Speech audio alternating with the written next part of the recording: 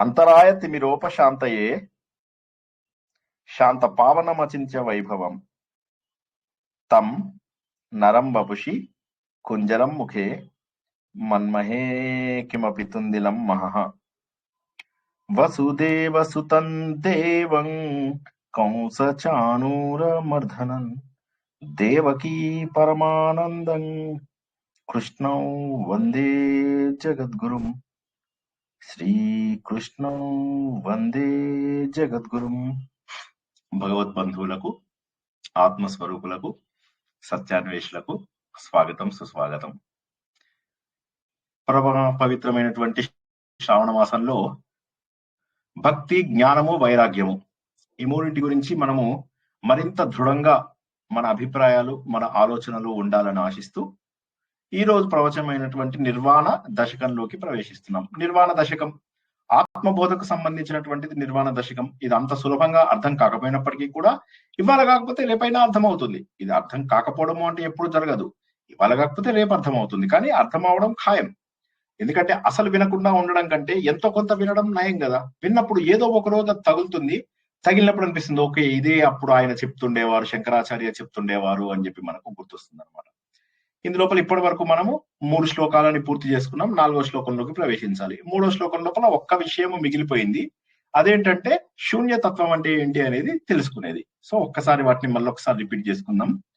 న భూమిర్న తోయం న తేజో న వాయు న ఖం నేంద్రియం వా న తేషాం సమూహః అనేకాంతికత్వాత్ సుషుప్త్యేక సిద్ధః తదేకో వశిష్టః శివః కేవలః అహం. న వర్ణాశ్రమాచార ధర్మ న మేధారణ ధ్యాన యోగాదయోపి అనాత్మాశ్రయాహం మమధ్యాసః తదేకో వశిష్టః శివః కేవలోహం. న మాతా న పితా వా న దేవా న లోకా న వేదా న యజ్ఞా న తీర్థా బ్రువంతి సుషుప్తౌ నిరస్తాతి శూన్యాత్మకత్వా తదేకో వశిష్టః శివః కేవలోహం. న సాంఖ్యం న శైవం న తత్పాంచరాత్రం న జైనం న మీమాంసకాదేర్మతం వా విశిష్టానుభూత్యా విశుద్ధాత్మకత్వా తదేకో వశిష్టః శివః కేవలోహం. తదేకో వశిష్టః శివః కేవలోహం. ఒక వస్తువు తెలిసిన వస్తువు అయితే సులభంగా ఉంటుంది. ఇది కొండ అనగానే మనందరికీ కొండ కనిపిస్తుంది. ఇది కాలు అనగానే కాలు కనిపిస్తుంది. ఇది కారు అనగానే కారు కనిపిస్తుంది. ఏ వస్తువు మనకు తెలిసిన వస్తువు ఉంటుందో ఆ వస్తువును ఊహించుకోవడం చాలా సులువైతూ ఉంటుంది. ఏ వస్తువు అయితే మనకు తెలియదో ఆ వస్తువును ఊహించుకోవడం ఎలా? ఆ వస్తువుని దేంతోనో ఒక దాంతో పోల్చాలి. ఇప్పుడు మనం ఎలా ఉంటుంది అంటే, అది ఎలా ఉంటుంది అంటే, నీరు ఎలా ఉంటుంది అంటే, ఇప్పుడు ఫర్ ఎగ్జాంపుల్ ఒక యాపిల్ డ్రింక్ ఎలా ఉంటుంది అన్నాం అనుకో, అంటే నీరు లాగా ఉంటుందా, పాలలాగా ఉంటుందా, తేనెలాగా ఉంటుందా, ఎలా ఉంటుంది? పామగ్రానేట్ జ్యూస్ ఎలా ఉంటుంది? యాపిల్ జ్యూస్ లాగానే ఉంటుందా? అప్పుడు ఏం చేస్తామంటే మనము తెలిసిన వాటితోటి పోల్చి చూడటానికి ప్రయత్నం చేస్తాం. మనకు తెలిసినవి ఎన్నున్నాయి? చాలా కనిపిస్తూ ఉన్నాయి మనకు. ఆ కనిపించే వాటన్నిటితోటి కూడా పోల్చి చూస్తాం. పోల్చి చూసినప్పుడు ఏమవుతుంది? తెలిసిన వాటితోని పోలికుంటే ఇదే అని చెప్పి ఖచ్చితంగా చెప్పగలం. అలా లేనప్పుడు ఏం చేస్తాము? లేదు కానీ అది చాలా బాగుంది అని చెప్తాం. ఇప్పుడు నువ్వు గాఢ నిద్రలో ఉన్నావు కదా, ఎలా ఉంది అంటే చాలా బాగుంది. ఎలా ఉంది? అందులో ఏముంది చెప్పడం కష్టం. అంటే ఏదైతే మనం అనుభూతి పడుతున్నామో ఆ అనుభూతి మనకు దొరికే వరకు కూడా మనం అది గుర్తించడం కష్టం ఆత్మతత్వం విషయంలో. దానికి కారణం ఏంటంటే మనం అది అనుభవించలేదు. మనము అది ఎప్పుడు అనుభవించలేదు. అనుభవించిన దానికి ఏదైనా దగ్గరది ఉంటే దాంతో పోల్చడానికి ప్రయత్నం చేస్తున్నాం. నిద్రలో ఉన్నప్పుడు ఏదైతే ఒక స్థితి వస్తుందో అది, ఏదైతే ఇవన్నీ వెళ్ళిపోయిన తర్వాత మిగులుతుందో అలాంటి స్థితి అని పోల్చడానికి ట్రై చేస్తాం. ఈ విషయం అర్థం కాని వాళ్ళు ఒక్కసారి అడగండి, ఏం సాధిస్తున్నాం మనం ఇక్కడ? ఎవరైనా చెప్పండి, అసలు ఏం సాధిద్దాం అనుకుంటున్నాం మనం? ఏమిటి గోల్ అంతా? హలో, ఇవాళ ప్రవచనం ప్రారంభం కాగానే నిద్రపోయినట్టున్నారు అందరూ. మామూలుగా అయితే ఎప్పుడు ప్రవచనం అయ్యాక నిద్రపోతూ ఉంటారు, మధ్యలో నిద్రపోతూ ఉంటారు. నేనెవరో తెలుసుకుందామని. నేనెవరో తెలుసుకోవాలి. ఎందుకు తెలుసుకోవాలి? నేనెవరో తెలుసుకోకపోతే వచ్చిన నష్టం ఏంటి?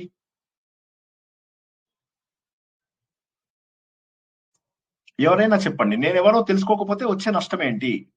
ఆత్మబోధ యొక్క అవసరం ఏంటి? చెప్పండి. జై శ్రీకృష్ణ సార్. మన జీవితానికి అర్థం ఉండదు కదా సార్, మనం ఏంటో తెలుసుకోకపోతే. ఓకే, మీరు ఒక మాట చెప్పండి. ఇప్పుడు మనకి ఇలా బాలేదంటారా? పిల్లలు, మనవళ్ళు, మనవరాళ్ళు, సమాజంలో ఒక సుస్థిర స్థానము, తర్వాత మనకు అందరూ మనకు సమాజంలో ఉన్నటువంటి ఇది గాని, మనకున్నటువంటి హోదా గాని, మనకున్నటువంటి కార్లు, బంగళాలు గాని, ఇది కాక ఇంకా ఏం కావాలంటారు? ఎవరైనా చెప్పండి, ఒకసారి ఆలోచించండి. జనన మరణం చక్రంలో మునిగిపోతూ ఉంటాం కదా ఎప్పుడు. మునిగిపోతే ఏమైంది? మంచిగా ఇప్పుడు ఇవాళ అన్నం తిన్నాం, పొద్దున్న అన్నం తిన్నాక తిన్నాము, మళ్ళీ మధ్యాహ్నం మళ్ళీ ఆకలేసింది, మళ్ళీ తిన్నాం. అదే విధంగా దేహం కూడా ఈ దేహం వదిలేసి ఇంకో దేహంలోకి వెళ్ళింది, తప్పేముంది? అలా మనిషి జన్మెత్తాక మనం ఎక్కడికి వెళ్ళి వచ్చినామో అక్కడ వెళ్ళిపోవాలి కదా సార్. సుమిత్ర గారు చెప్పండి. సార్, మనం ఎక్కడి నుంచి వచ్చాము అనేది మర్చిపోతున్నాం. అక్కడికే పోవాలంటే ఎన్నో అవంతులు ఉన్నాయి, కానీ అది సాధించాలంటే మనిషి వెనుకబడిపోతున్నాడు. ఆత్మ నుంచి విడిపోయేసి మళ్ళీ ఆత్మలో కలిసారు కదా. ఆత్మ దైవాత్మ పరమాత్మ నుంచి వచ్చాం, పరమాత్మ నుంచి కలుసాలనేది నిజం మర్చిపోతున్నారు. మాయలో పడిపోతున్నారు. సంసారం నాది నాది అనేది ఎక్కువైంది. నాది భగవంతుడు నాది అన్నది ఈరోజు నీది, రేపు ఎవరిదో అది అని చెప్తాడు కదా సార్. కరెక్ట్. సుమిత్ర గారు, మీరు మాట్లాడుతుంటే మధ్యలో అడ్డం వచ్చాము, చెప్పండి. నేను అదే చెప్పాలనుకున్నానండి. చెప్పండి, ఏం చెప్పాలనుకున్నారో చెప్పండి. మనిషి జన్మ ఎత్తింది మోక్షం పొందడానికి. ఆ భగవంతుడి నుంచి వచ్చాం, భగవంతుడిలోనే కలవాలి అని. కరెక్ట్. ఇంకెవరైనా చెప్పగలరా? ఇంకెవరైనా? జై శ్రీకృష్ణ మేడం. ఈ భగవంతులు ఏమని శాశ్వతం అని నచ్చడం కదా సార్. మనం ఏదైతే శాశ్వతమో దాని వైపు పోవాలా, దట్ ఈస్ చైతన్యం అటువైపు పోవాలా. కానీ ఈ భగవంతులు ఏమి నచ్చడం అని నచ్చడం సార్. Thank you. జై శ్రీకృష్ణ. Correct answer. ఇంకెవరైనా ఎవరో చెప్పబోయారు, చెప్పండి. జై శ్రీకృష్ణ సార్. జై శ్రీకృష్ణ. శాశ్వతమైన ఆనందం పొందాలి కదా సార్. ఈ ఆనందం ఎప్పుడు అశాశ్వతమే, కానీ మనకు శాశ్వతమైన ఆనందం పొందాలంటే మనం సాధన చెయ్యాలి. సాధన చేస్తేనే మనకు ఆనందం దక్కుతుంది. కరెక్ట్. పద్మావతి గారు, మీరు ఇప్పుడు ఏదైతే అన్నారో అవి రెండు కూడా క్లోజ్ ఆన్సర్స్. మిగతావి కూడా కరెక్ట్, తప్ప ఆన్సర్స్ కాదు. మిగతావన్నీ కూడా కరెక్టే. ఈ రెండు నేను చెప్దాం అనుకున్న దానికి దగ్గర ఆన్సర్లు. ఇంకెవరైనా ప్రయత్నం చేస్తారా?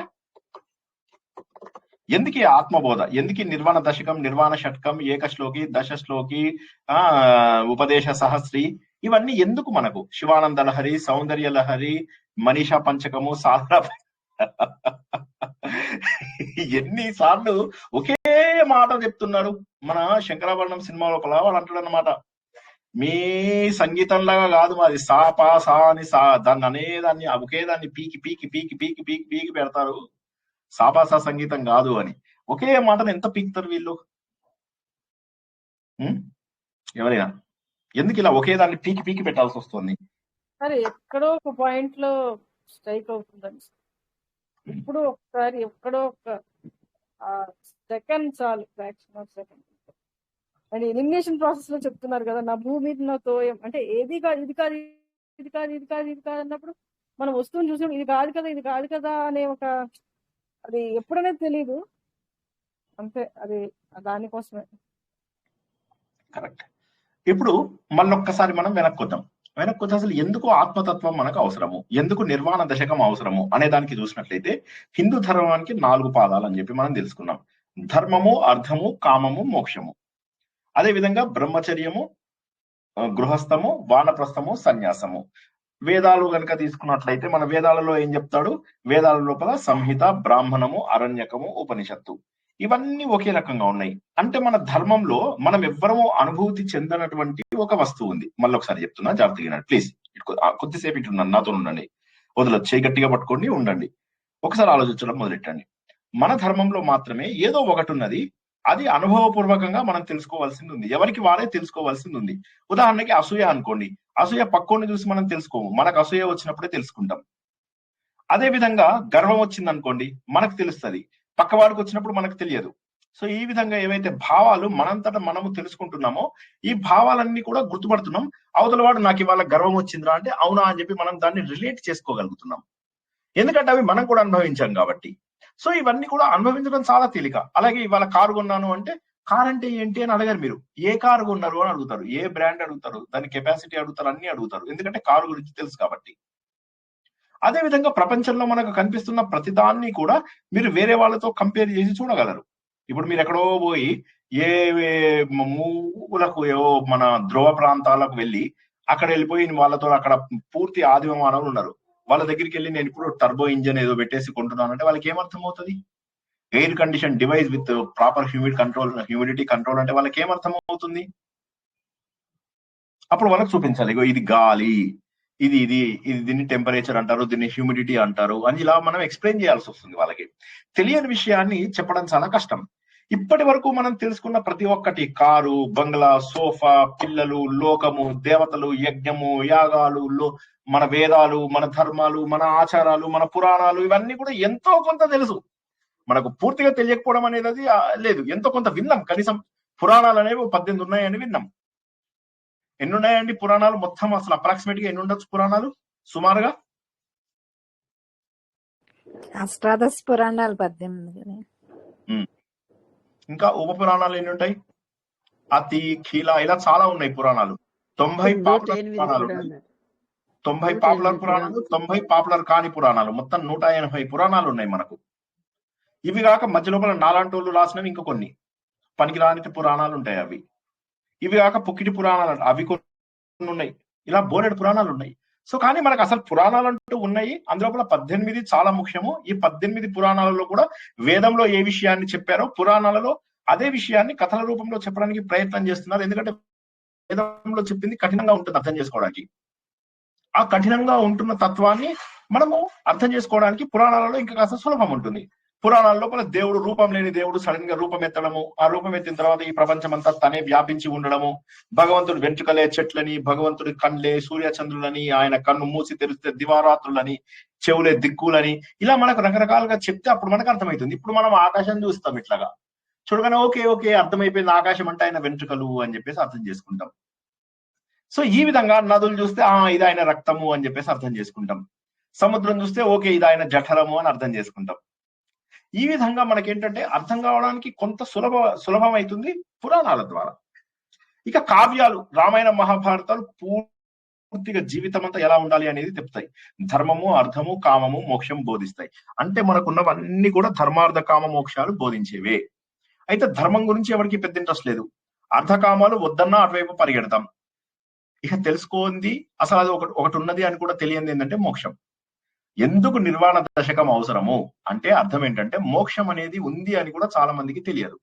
కానీ హిందూ ధర్మంలో అదే ముఖ్య భాగము, అది నువ్వు జీవితంలో సాధించడానికే పుట్టావు అని చెప్పడమే మన ముఖ్య ఉద్దేశం. మళ్ళొకసారి చెప్తున్నా, ధర్మార్థ కామ మోక్షాలు కావాలి అని చెప్పి మన వేదాల నుంచి, పురాణాల నుంచి, మన కావ్యాల వరకు అన్ని కూడా ఘోషిస్తున్నాయి.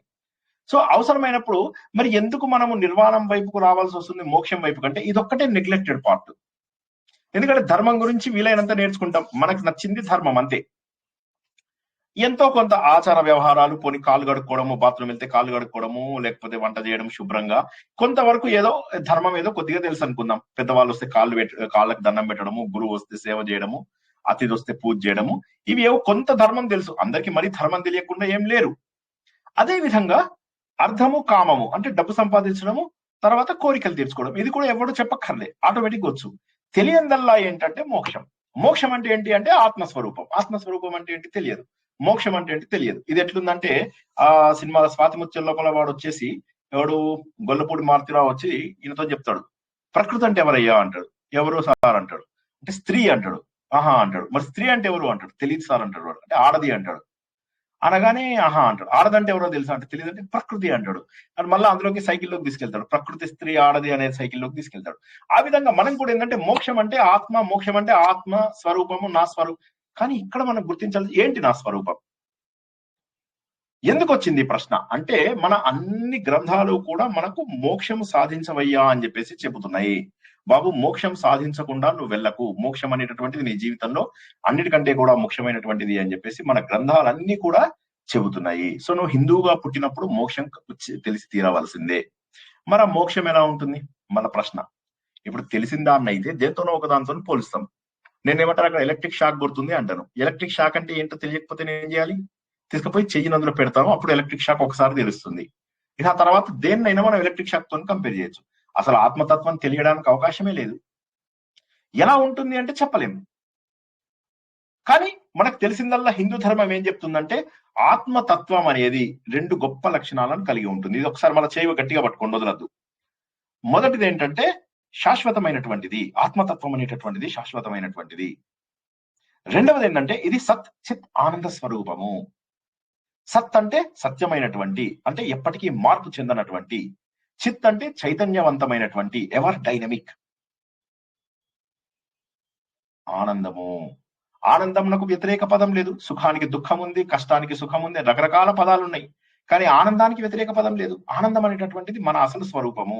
మన అసలు స్వరూపమైనటువంటి ఆనందాన్ని మనం పోగొట్టుకుంటున్నాం. అంటే మనం అందరము కూడా మోక్ష స్వరూపమై ఉండి కూడా ఆ విషయాన్ని తెలుసుకోలేకపోతున్నాం. దానికి కారణం ఏంటంటే దానికి తగ్గటువంటి ఆలోచన మనము చేయకపోవడం. అందువల్ల ఏమైందంటే ఇప్పుడు మనకున్నటువంటి కొన్ని వేలాది పుస్తకాలు ఒక్క మోక్షం గురించే మాట్లాడతాయి. ఇప్పుడు వచ్చాం మనం. మోక్షం అంటే ఏంటో తెలియదు కాబట్టి మోక్షం గురించి ప్రయత్నం చేయమని అడుగుతూ ఉంటాయి. కానీ మనం ఏం చేస్తాము, మన కంటికి కనిపించే వస్తువులని ఇవి శాశ్వతం అనుకుంటాం. ఇప్పుడు నేను ఈ అపార్ట్మెంట్ లోకి వచ్చి 15 ఏళ్ళు అయింది.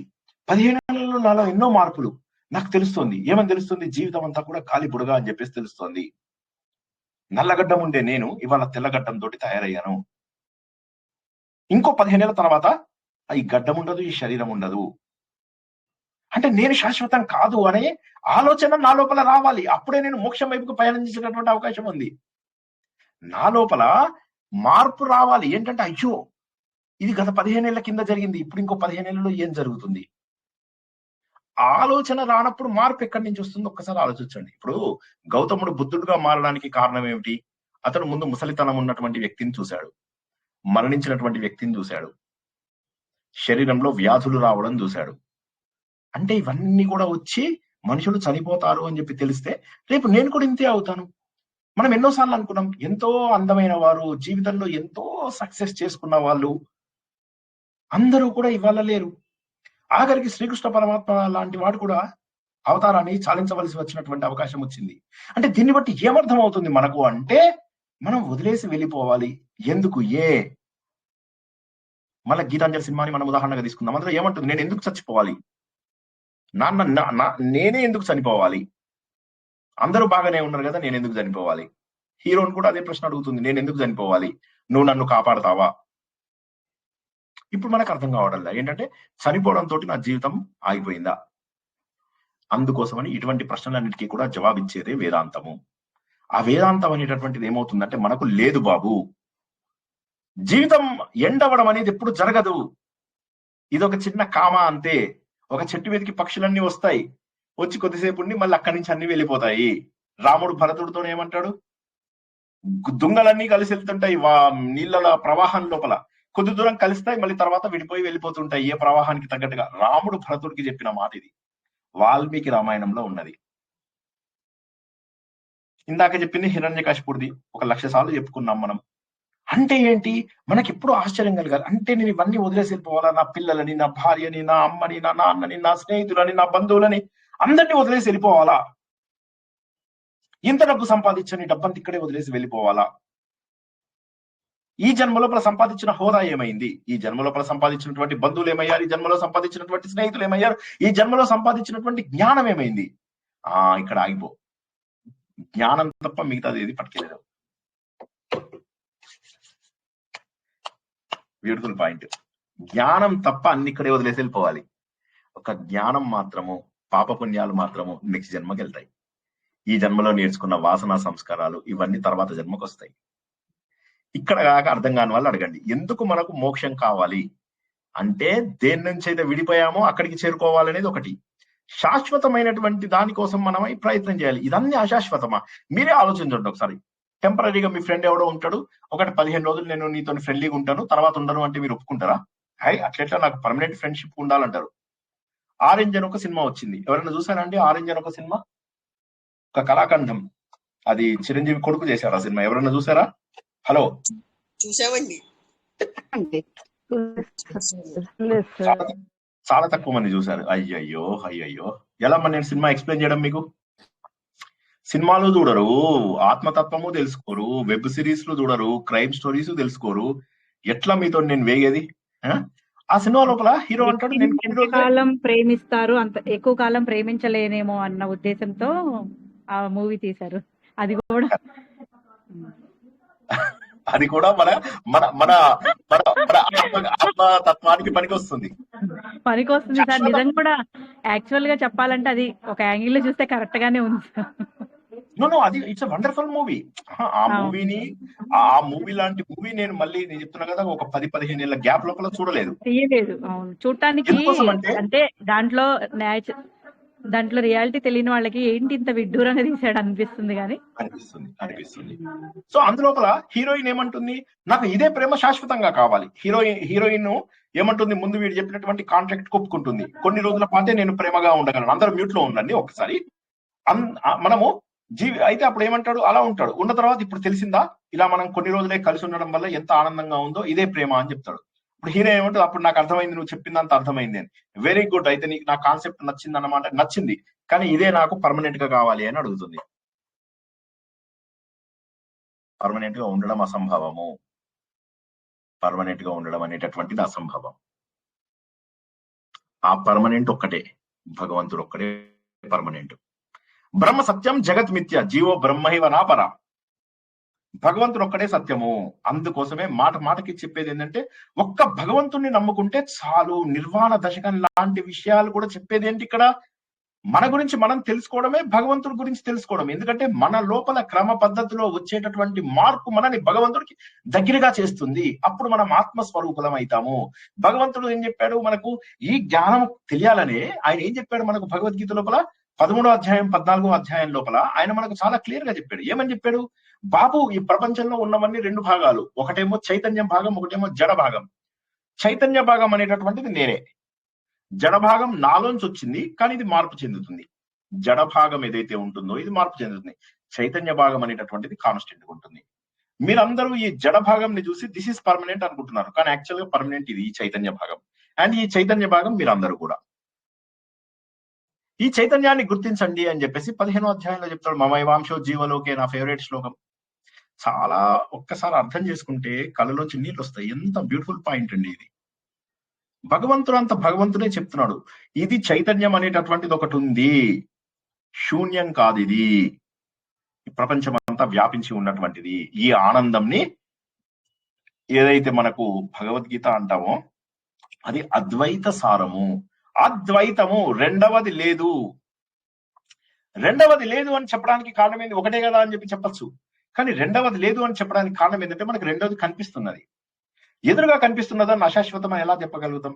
నా ఎదురుగా అన్ని వస్తువులు కనిపిస్తున్నాయి. కంప్యూటర్ కనిపిస్తుంది, మొబైల్ కనిపిస్తుంది, గోడ కనిపిస్తుంది, మీరు అందరు కనిపిస్తున్నారు, ఇంటర్నెట్ కనిపిస్తుంది, లైట్లు కనిపిస్తున్నాయి, ప్రతి ఒక్కటి కనిపిస్తున్నాయి. ఇవన్నీ అశాశ్వతం అని ఎలా అనుకోవాలి? అప్పుడు అశాశ్వతంకి డెఫినేషన్ ఆలోచిద్దాం. అశాశ్వతం అంటే పర్మనెంట్ గా ఉండనటువంటిది, దాన్ని అశాశ్వతం అంటారు. సో కాబట్టి శాశ్వతమైనది ఏదో ఉండాలి. శాశ్వతమైన దాన్ని ఆధారంగా చేసుకుని అశాశ్వతమైనది ఉండాలి. ఆ శాశ్వతమైన దాని గురించి నేను ప్రయాణం చేస్తాను. అదే నిర్వాణము, మోక్షము. నా గురించి నేను తెలుసుకోవాలి. ఎందుకంటే నేను ఆ చైతన్య స్వరూపం, నేను ఆ ఆనంద స్వరూపం, నేను ఆ ఆత్మ స్వరూపం, నేను స్వస్వరూపం. ఎలా చేయగలము? శ్రవణం అంటే వినడం, ఇలా వినడం. మననం అంటే నేను చెప్పినవన్నీ మళ్ళీ రిపీట్ చేసుకుంటూ వినడం, ఆలోచించుకోవడం. ప్రవచనం 2 సార్లు వినడం, 10 సార్లు ఆలోచించడం, మళ్ళీ 2 సార్లు వినడం, మళ్ళీ 10 సార్లు ఆలోచించడం. నిధిధ్యాసనం అయిపోయింది, అనుభవపూర్వకంగా తెలుసుకోవడం. దురదృష్టవశాత్తు ఏంటంటే అనుభవపూర్వకంగా తెలుసుకోకపోతే ఆత్మతత్వం అర్థం కాదు. ఎన్ని ఎగ్జాంపుల్స్ అయినా ఇయనియండి, అనుభవపూర్వకంగా తెలుసుకోకపోతే ఆత్మతత్వం అర్థం కాదు. మరి ఎలా అర్థం అవుతుంది? అందుకోసం ఆయన ఏమన్నాడు, ఈ ప్రపంచంలో నీకు ఏమేం కనిపిస్తున్నాయి? ఫస్ట్ భూమి, నీరు, వాయువు, అగ్ని, ఆకాశం ఇవేవి నువ్వు కాదు. ఓకే, అయితే నేను కాళ్ళతో పనిచేస్తున్నా, చేతులతో పనిచేస్తున్నా, చూపులు ఉన్నాయి, ముక్కుంది, నోరు, ఇవన్నీ కూడా నువ్వు కాదు. ఇంద్రియాల సమూహం కూడా నువ్వు కాదు అంటున్నాడు.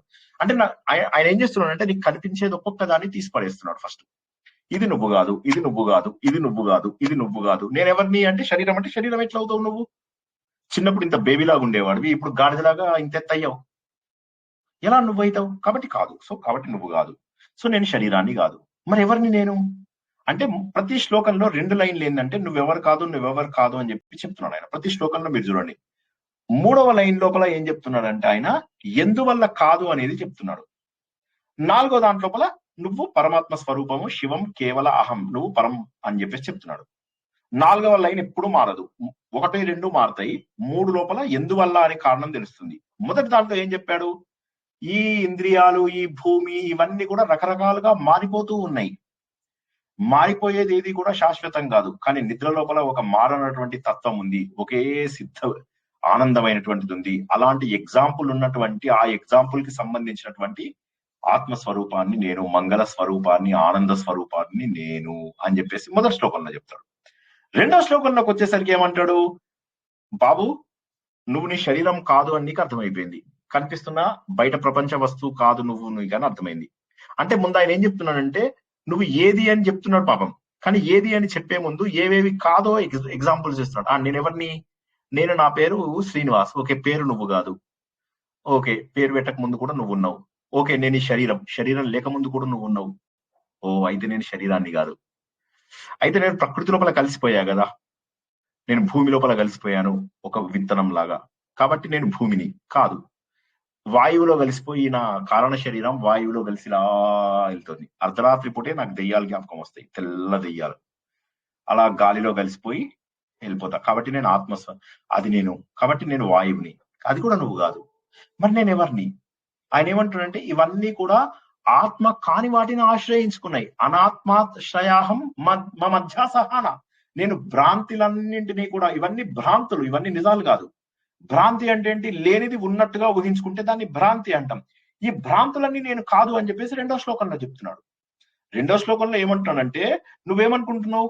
నేను బ్రహ్మచారిని, నేను గృహస్థును, నేను వానప్రస్థంలో ఉన్నవాడిని, నేను సన్యాసిని కాదు. ఓ, అవి కాదా? మరి ఎవరివి నువ్వు? బ్రాహ్మణ, క్షత్రియ, వైశ్య, అది కూడా నువ్వు కాదు. ఎందుకంటే ఈ శరీరంకి సంబంధించినవి అవన్నీ కూడా. ఈ శరీరం యొక్క అవస్థలకు సంబంధించినవి. ఓహోహో, అవి కాదు. సరే, అయితే నేను మెడిటేషన్ చేస్తున్నాను కదా, అప్పుడు నాకు తెలుస్తుంది నేను ఎవరినో అని ఎవరో అంటారు. ఇప్పుడు మనకు ఉన్నటువంటి 90% మందిని ఖండించేది ఇక్కడే ఆయన. చాలా మంది ఏమంటారంటే నేను రాజయోగా నేర్చుకుంటున్నాను, నాకు ఇషా ఫౌండేషన్ వాడేదో నేర్పిస్తున్నాడు, ఆర్ట్ ఆఫ్ లివింగ్ వాడేదో నేర్పిస్తున్నాడు, ఇంకోడెవడో నాకు ధ్యానం నేర్పిస్తే అది నువ్వు కాదని చెప్తున్నాడు ఆయన. ఆయన ఏమంటాడు? నమే ధారణ ధ్యాన యోగాదయోపి, ఇవి కూడా నువ్వు కాదు. ఎందుకోసం అంటే అవి సాధనకు పనికొంచేవే, కానీ అవి నువ్వు కాదు. ఎందుకంటే అవి మనసు యొక్క వివిధ స్థితులు. ధారణ అంటే మొదటిసారి పట్టుకోవడం, ధ్యానం అంటే మంచి పర్ఫెక్షన్ రావడం, సమాధి అంటే ఇవేవి పట్టుకోలేకుండా కూడా నువ్వు స్థిరంగా ఉండగలగడం. కానీ అవి 3 కూడా నువ్వు కాదు. ఎందుకంటే అవి మనసు యొక్క వివిధ దశలు. నువ్వు మనసువి కాదు, శరీరానివి కాదు. కాబట్టి నువ్వు ఆత్మస్వరూపుడివి. ఆ మనసు, నువ్వు ధ్యానము, ధారణ, సమాధి కాదు.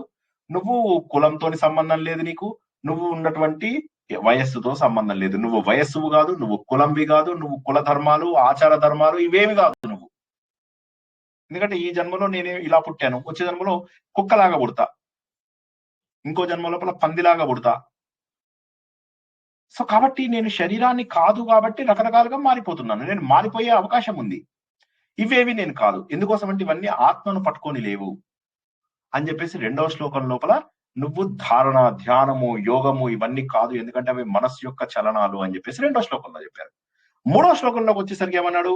ఇది కొద్దిగా కాంప్లికేటెడ్ శ్లోకం. 3వ శ్లోకం ఏంటంటే నువ్వు తండ్రివి కాదు, తల్లి కాదు, నువ్వు దేవుడు, నీకు దేవుళ్ళు లేరు, లోకాలు లేవు, యజ్ఞాలు లేవు, యాగాలు లేవు, వేదాలు లేవు, నువ్వేవి కావివి అంటున్నాడు. ఇది కొద్దిగా కాంట్రవర్సీ. సార్, వేదాలు మనకి ఇంపార్టెంట్, యజ్ఞాలు మనకి ఇంపార్టెంట్, తీర్థయాత్రలు, మీరే సార్ తీర్థయాత్ర ప్రోగ్రామ్ కూడా పెట్టి మస్తు చేపించిండు మమ్మల్ని. నిజమే, అవన్నీ సాధనకు పనికొచ్చేవే, కానీ అవి నువ్వు కాదు. వాటి ద్వారా నువ్వు నిన్ను తెలుసుకోవడానికి ప్రయత్నం చేస్తున్నావు, కానీ అవే నువ్వు కాదు.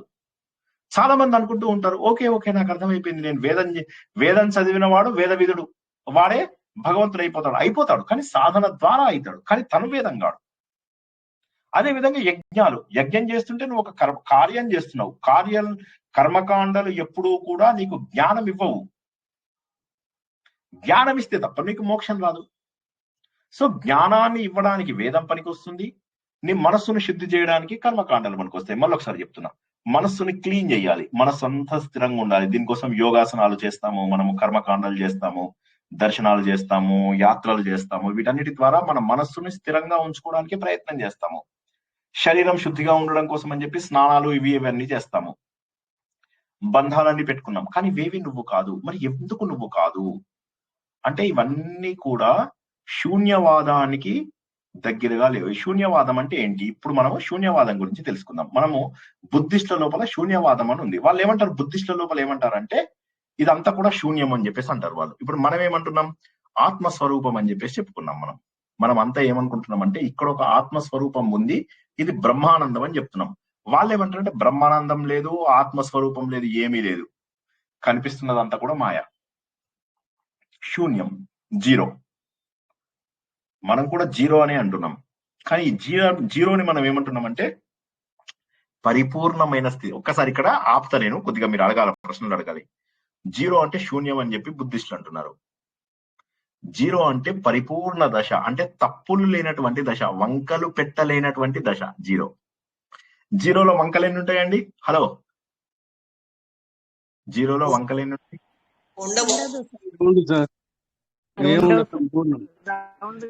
పూర్ణత్వం ఉంటుంది. పూర్ణత్వం ఉంటుంది. మనం ఏమంటున్నాము? మన వేదాంతం ప్రకారం అది పూర్ణత్వం అంటున్నాం, కానీ బుద్ధిస్టులు ఏమంటారంటే అది శూన్యం అంటారు. వాళ్ళు ఏమంటారంటే ఈ ప్రపంచంలో ఉన్న ప్రతి వస్తువు ఇంకొక వస్తువు పైన ఆధారపడి ఉంది అంటారు. వాళ్ళు ఏమంటారంటే ఏ వస్తువుకి కూడా పర్మనెంట్ ఎగ్జిస్టెన్స్ లేదు అంటారు. మనం ఏమంటాము? ఆత్మ అనేది ఉన్నది, ఇట్ ఈస్ పర్మనెంట్ అని మన వేదాలు అన్ని చెప్తాయి. దానివల్ల బుద్ధిస్టులు ఏమంటారంటే అసలు వేదాలే లేవంటున్నారు. ఇప్పుడు ఇక్కడ ప్రాబ్లం ఎక్కడ వచ్చిందంటే బుద్ధిస్టులు ఏమంటున్నారంటే వేదాలు లేవేం లేవు. ఎవరు మాట్లాడుతున్నారంటే ఒకసారి మ్యూట్లో పెట్టుకోవాలి. సో బుద్ధిస్టులు ఏమంటారంటే వేదాలు లేవు, ఏం లేవు. ఎందుకని లేవు అంటే వాళ్ళు ఏమంటారంటే శూన్యం. కానీ మనం ఏమంటాము? నేను చనిపోయిన తర్వాత ఇక శూన్యమా? ఏముండదా? శూన్యమేనా? నాకు చనిపోయిన తర్వాత ఏం తెలియదు, ఏమి ఓకే అంటే నేను ఏమీ లేకుండా అలా ఉండిపోతానా? శూన్యంగా మారిపోతానా? బుద్ధిస్టులు అంటారు నువ్వు శూన్యంగా మారిపోతావని. హిందూ ధర్మం ఏమేమంటుందంటే కాదు, అటువంటి అతి శూన్య తత్వాన్ని మనం వ్యతిరేకిస్తున్నాము. శూన్యం కాదు, నువ్వు పరబ్రహ్మ, సున్నావి, పరబ్రహ్మ స్వరూపం చేరుకుంటావు అని చెప్పేసి అంటున్నారు. వాళ్ళు ఏమంటున్నారు? ఇప్పుడు వాళ్ళది మనది ఎక్కడెక్కడ సేమ్ ఉందో మీరు చెప్పండి, నేను చెప్తుంటాను, మీరు చెప్పండి. నువ్వు శరీరం కాదు అన్నారు బుద్ధిస్టులు. వేదాంతముకి సమానంగా ఉందా లేక వేరుగా ఉందా? జవాబు చెప్పాలా? వెరీ గుడ్, సమానంగా ఉంది. నెక్స్ట్ ప్రశ్న, నువ్వు మనసువు కాదు అన్నారు, మనసువు కాదు అన్నారు, సమానంగా ఉందా వేరుగుందా? తర్వాత వాళ్ళు ఏమంటారంటే కనిపిస్తున్నదంతా కూడా మాయా అంటున్నారు. ఉన్నదంతా అసత్యం అంటున్నారు. అది సత్యం అంటే కంటికి కనబడేది అసత్యం.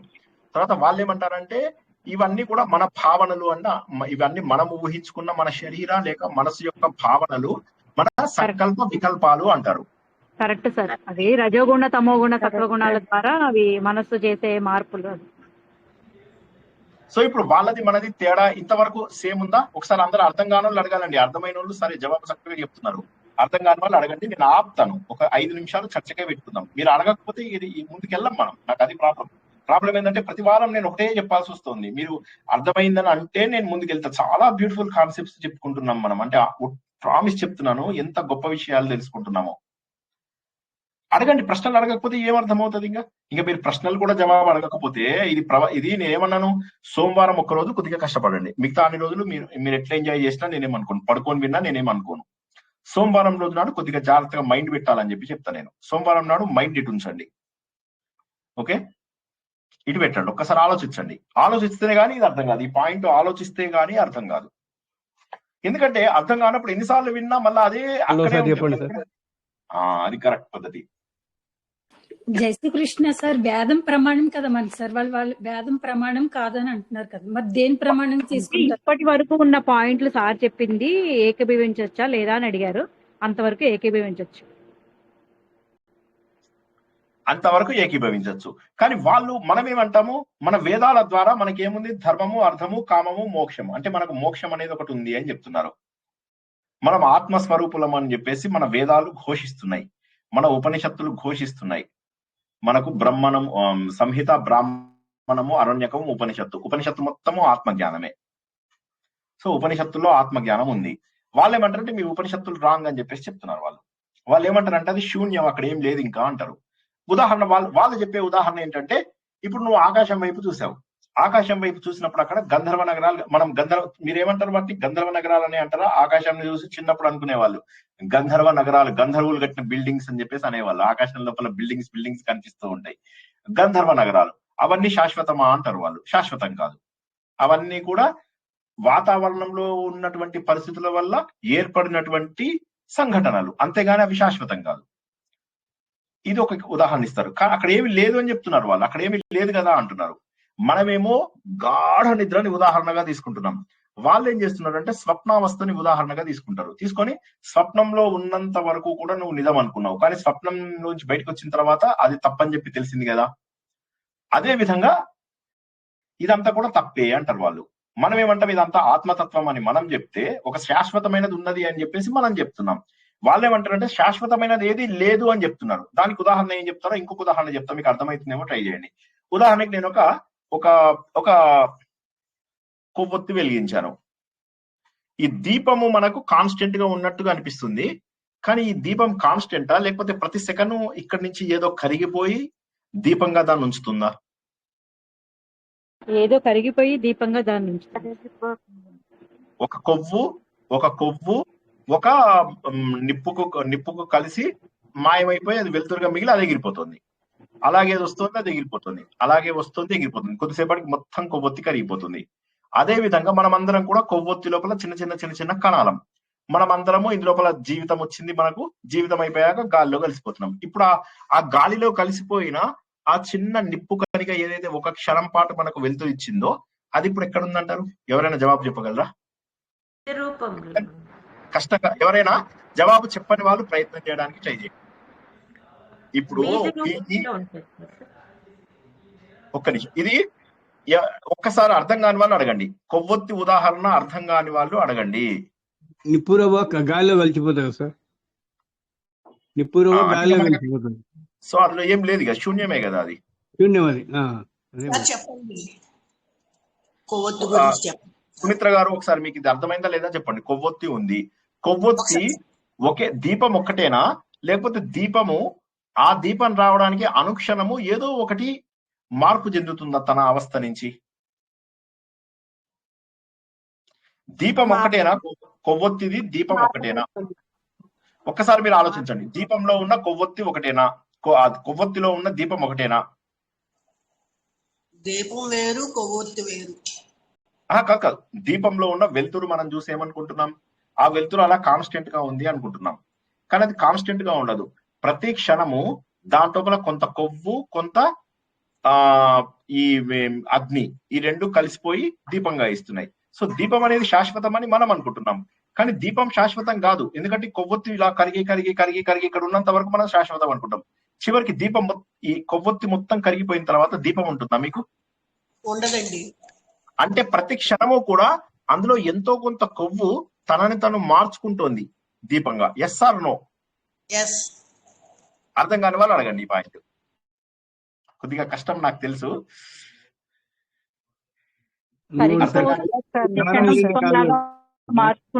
కొవ్వొత్తిలో దారం లేని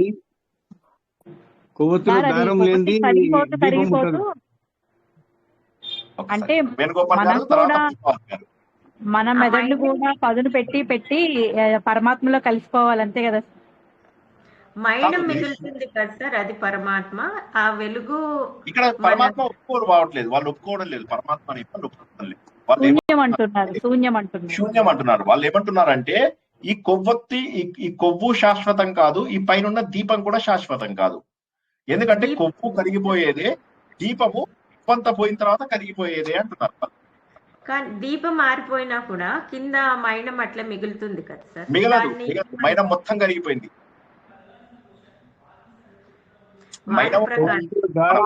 ఎగ్జాంపుల్ కరెక్ట్ గానే ఉంది సార్, వాళ్ళు చెప్పిన ఎగ్జాంపుల్ అయితే కరెక్ట్ గానే అనిపిస్తుంది. కరెక్ట్ అనిపిస్తుంది సార్. శూన్యం కూడా కరెక్టే సార్. అంటే కరెక్టే కానీ ఇప్పుడు మనం ఏంటంటే అంటే కరెక్టే కానీ ఇప్పుడు మనం ఇంకా పైకి వెళ్ళాం కదా, ఎవరో వచ్చారు, మనం ఇంకా పైకి వెళ్ళాం కదా. ఇప్పుడు వాళ్ళు స్వప్నం వరకే ఆలోచించి అక్కడతో అయిపోయింది అన్నారు. మనం ఇంకా సుషుప్తిలోకి వెళ్ళాము, ఇంకా పై స్టేజ్ లో ఉన్నాము, వాళ్ళకి అంతవరకే.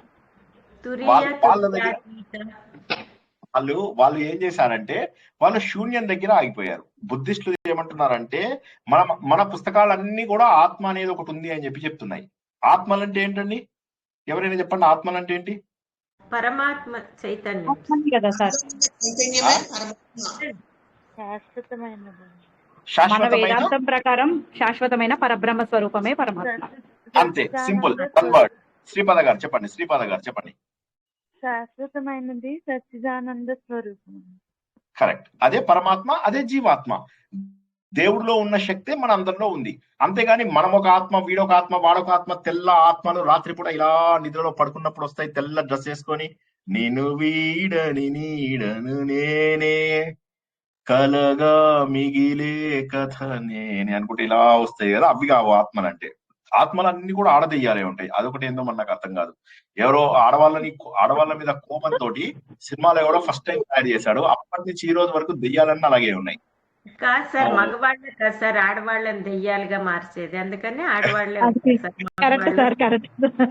కాక ఆడవాళ్ళు మగవాళ్ళని రాక్షసులుగా మార్చారని తెలుసుకున్నాం కదా. రాక్షసులందరూ మగవాళ్ళే ఉంటారు. ఎనీవే, సో మగవాళ్ళది పుట్టుకతో వచ్చిన బుద్ధి సార్, రాక్షసత్వం. అయ్యో బాబోయ్. ఓకే, సో ఇప్పుడు కమింగ్ బ్యాక్ టు ఇది, ఆత్మ అనేది ముక్కలుగా ఉండదు. దాన్ని మనం తీసుకుంటున్నాం అంతే. అది మన దగ్గర బ్యూటిఫుల్ కాన్సెప్ట్ ఉంది. మనం ఏమంటామంటే ఒక చైతన్యం ఉంది, ఈ శరీరంలోంచి నేను బయటికి వెళ్ళిపోయిన తర్వాత ఏం జరుగుతుంది అని బుద్ధిస్టులను అడిగితే వాళ్ళు ఏమంటారంటే ఏం జరగదు, నువ్వు ఏ విధంగానైతే కొవ్వొత్తు ఉంది, ఈ కొవ్వొత్తు లోపల ఇక్కడ ఒక భాగం ఉంది, ఈ కొవ్వొత్తి కొద్దిగా భాగం పైకి వెళ్ళింది, ఇది కాలిపోయిన తర్వాత ఏమవుతుంది, వెళ్ళిపోతుంది. ఈ చైతన్యం ఏమో మనం దేవుడు అంటున్నాం. వాళ్ళు ఏమంటారంటే దేవుడు కూడా ఎక్కడి నుంచి వచ్చాడు, ఇవన్నీ కాలిపోవడం వల్ల వచ్చాడు, అది ఆయన శాశ్వతం కాదు, ఇవన్నీ కాలిపోయిన తర్వాత ఆయన కూడా ఉండడు అని చెప్తున్నారు. వాళ్ళు చెప్పే కాన్సెప్ట్ ప్రకారం శూన్యవాదం చాలా కరెక్ట్ అనిపిస్తుంది. ఇప్పుడు వాళ్ళు ఏమంటారంటే ఏ భావన ఉండదు శూన్యవాదానికి, మన భావానికి ఏ విధమైనటువంటి తేడా ఉండదు. మనకు చాలా వరకు మనం వెళ్తే చాలా వరకు కరెక్ట్ అనిపిస్తుంది. వాళ్ళు ఏమంటారు, ప్రతి వస్తువు కూడా స్వతంత్రం కాదు, ఏ వస్తువు స్వతంత్రం కాదు, ఇది మనం కూడా ఒప్పుకుంటాం. వాళ్ళు ఏమంటారంటే ఆత్మ కూడా స్వతంత్రం కాదు అంటారు. అసలు ఆత్మ లేదు, స్వతంత్రంగా లేని వస్తువు అంత స్వతంత్రంగా. ఆత్మ అంటే ఏంటి? మోక్షం అంటే ఏంటి? ఎప్పుడూ స్వతంత్రంగా ఉండే ఒక స్వరూపము, అది కూడా లేదు. సో ప్రతి వస్తువు, భావము, మనం చూసేటటువంటి దృష్టి, ఇవన్నీ నిత్యంగా ఉంది అని మనం అనుకుంటున్నాం అంతే అంటారు. కానీ ఇదంతా కూడా ఒక రీజనింగ్ వల్ల జరుగుతుంది అంటారు వాళ్ళు. రీజనింగ్ అంటే ఏంది? దీపం వెలగడానికి కొవ్వొత్తి కారణము, కార్యకారణం అంటే ఏంది? కాజ్ అండ్ ఎఫెక్ట్ అంటారు. కొద్దిగా నేను అదే అంటాను, కొద్దిగా చేయి గట్టిగా పట్టుకోండి, వదలద్దు, కొద్దిసేపు వదలద్దు. నాకు తెలుసు ఇంటికి చుట్టాలు వస్తారు, మీరందరూ పూజలు చేయాలి, పసుపులు చల్లుకోవాలి, కుంకుమలు చల్లుకోవాలి, చాలా గోళలు ఉన్నాయి. కానీ ముందు గోళలు వదిలేయండి. మీకు ఎక్కడికి పోరా, గోళలతో ఎక్కడున్న వాళ్ళు అక్కడ ఇంకో 40 ఏళ్ళు చేయండి, ఏం కాదు. మీకు ఎవడో చెప్తాడు ఈ మంత్రాన్ని 4 లక్షలు చదవండి అని. 4 లక్షలు చదివి సార్ ఏం ఫలితం రాలేదు సార్ అంటే, ఇంకా ఉందమ్మా పాపం, ఇంకో 4 లక్షలు చేయండి అంటాడు. అప్పుడు మీకు అప్పటికైనా అర్థం కావాలి, మీకు 4 లక్షలు చేశాము, దీని నుంచి నాలో ఎదుగుదల లేదు, నా లోపల ఇంతైనా కూడా అసూయ తగ్గలేదు, ఇంతైనా కూడా కోపం తగ్గలేదు. తగ్గింది సార్, అప్పటి లోపల బాగుండేది, ఇప్పుడు తగ్గిపోయింది. ఎందుకు తగ్గిందంటే తీర్తలేదు కాబట్టి. ఎందుకు తగ్గిందంటే ఇప్పుడు మనం కోపగించుకుంటే ఊరుకునేవాడు లేడు కాబట్టి. కోపం తగ్గి కాదు, అది కోపం తగ్గాలి అంటే మనస్ఫూర్తిగా తగ్గాలి, కోపం రానటువంటి స్థాయికి వెళ్ళాలి. సో కాబట్టి మన లోపల మార్పు రాలేదు అంటే ఈ కర్మకాండలో మార్పు తేవు అనేటటువంటిది వేదాంతం గట్టిగా నమ్ముతుంది. వేదాంతం అనేది హిందూ ధర్మం అంతా నిలబడింది కేవలం వేదాంతమే. వేదాంతం అంటే అద్వైతమే. కాబట్టి ఏంటంటే ఇవన్నీ వాళ్ళు ఒప్పుకోరు. వాళ్ళు ఏమంటారంటే బుద్ధిస్టులు ఇదంతా కూడా కార్యకారణం, ఏదో ఒక రీజన్ తో జరుగుతుంది, ఆ రీజన్ అయిపోయాక అవి గాలిలో కలిసిపోతాయి. మనం ఒక వస్తువుని కరేపాకుని మా కూరలో వేసి పని అయిపోయిన తర్వాత పక్కకు పడేసినట్టు, అంతే నీ జీవితం అంటారు వాళ్ళు. సో శూన్యత అనేటటువంటిది ఏంటంటే వికల్పరహితం. ఓకే ఫైన్, మనకు సంకల్పాలు వికల్పాలు ఉండవు, అంతవరకు మనం ఇందాక ఒప్పుకున్నాం. అభిప్రాయాలు ఉండవు, ఓకే ఒప్పుకున్నాం. మనస్సు ఉండదు, ఓకే ఒప్పుకున్నాం. ఇంద్రియాలు ఉండవు, ఒప్పుకుంటాం. అన్ని ఓకే. అహంభావన లేదు, ఓకే ఒప్పుకుంటాం. బంధనాలు లేవు, ఓకే ఫైన్ ఒప్పుకుంటాం. భవబంధాలు లేవు. భవబంధనాలు అంటే మన మన భార్య, పిల్లలు, తల్లిదండ్రులు, తర్వాత ఇవన్నీ ఏవైతే ఉంటాయో ఇవి. అందరితోటి కూడా డిటాచ్మెంట్ ఏమంటారు, అందరితోనే డిటాచ్మెంట్ ఉంది నాకు, కలయిక లేదు. కలయిక లేనటువంటి శక్తి, కరెక్ట్, అది కూడా కరెక్టే. సరే మరి ఏంటి అంటే నిర్వాణానికి దగ్గర ఉన్న శక్తి. మరి ఆ నిర్వాణం అంటే ఏంటి? వాళ్ళు జవాబు చెప్పలేరు. వాళ్ళు శూన్యం అంటారు. ఇది నశించిపోతుంది అంటున్నారు వాళ్ళు. అక్కడ దాకా వెళ్ళిన తర్వాత నశించిపోయింది అంటున్నారు వాళ్ళు.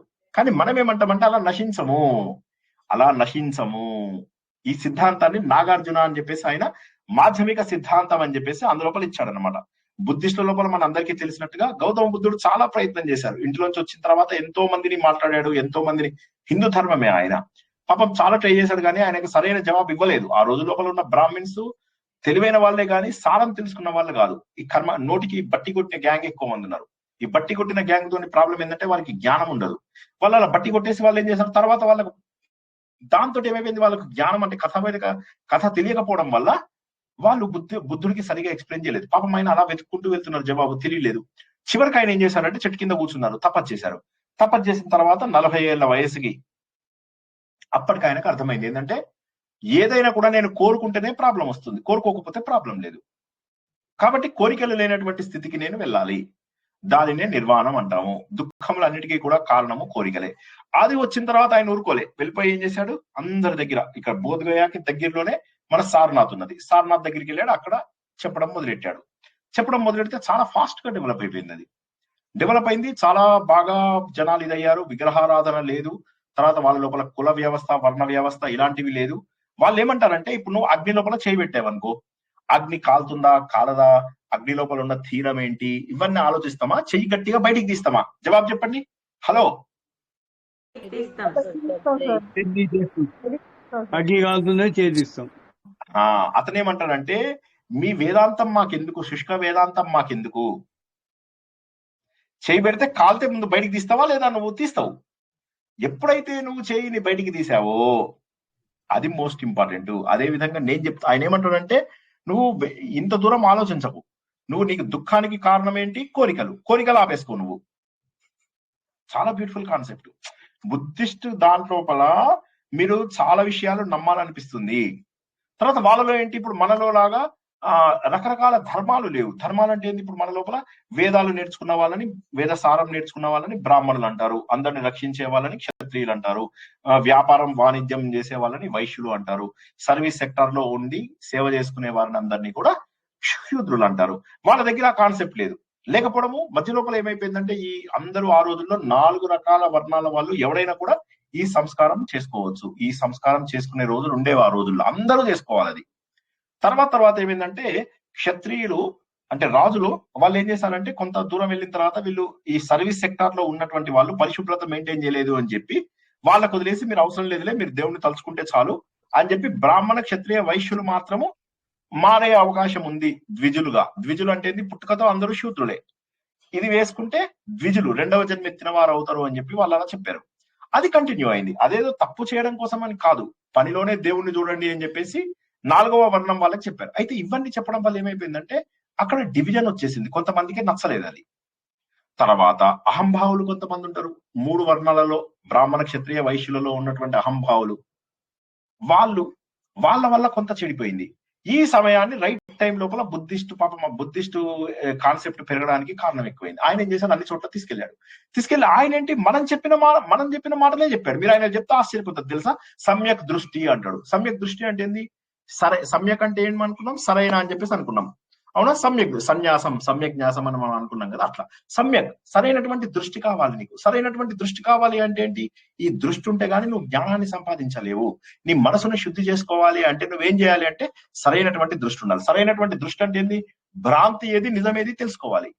ఉన్నది ఉన్నట్టుగా చూడగలగాలి. దాన్ని సమ్యక్ దృష్టి అంటారు. అట్లాగైనా సమ్యక్ సంకల్పం. సంకల్పం అంటే ఆలోచించే విధానం. నువ్వు ఇది చెయ్యాలి అని చెప్పి డిసైడ్ చేసుకుంటావు. సంకల్పం, నేను ఇది చెయ్యాలి. దీని వల్ల నీ ప్రజ్ఞ పెరుగుతుంది అంటాడు ఆయన.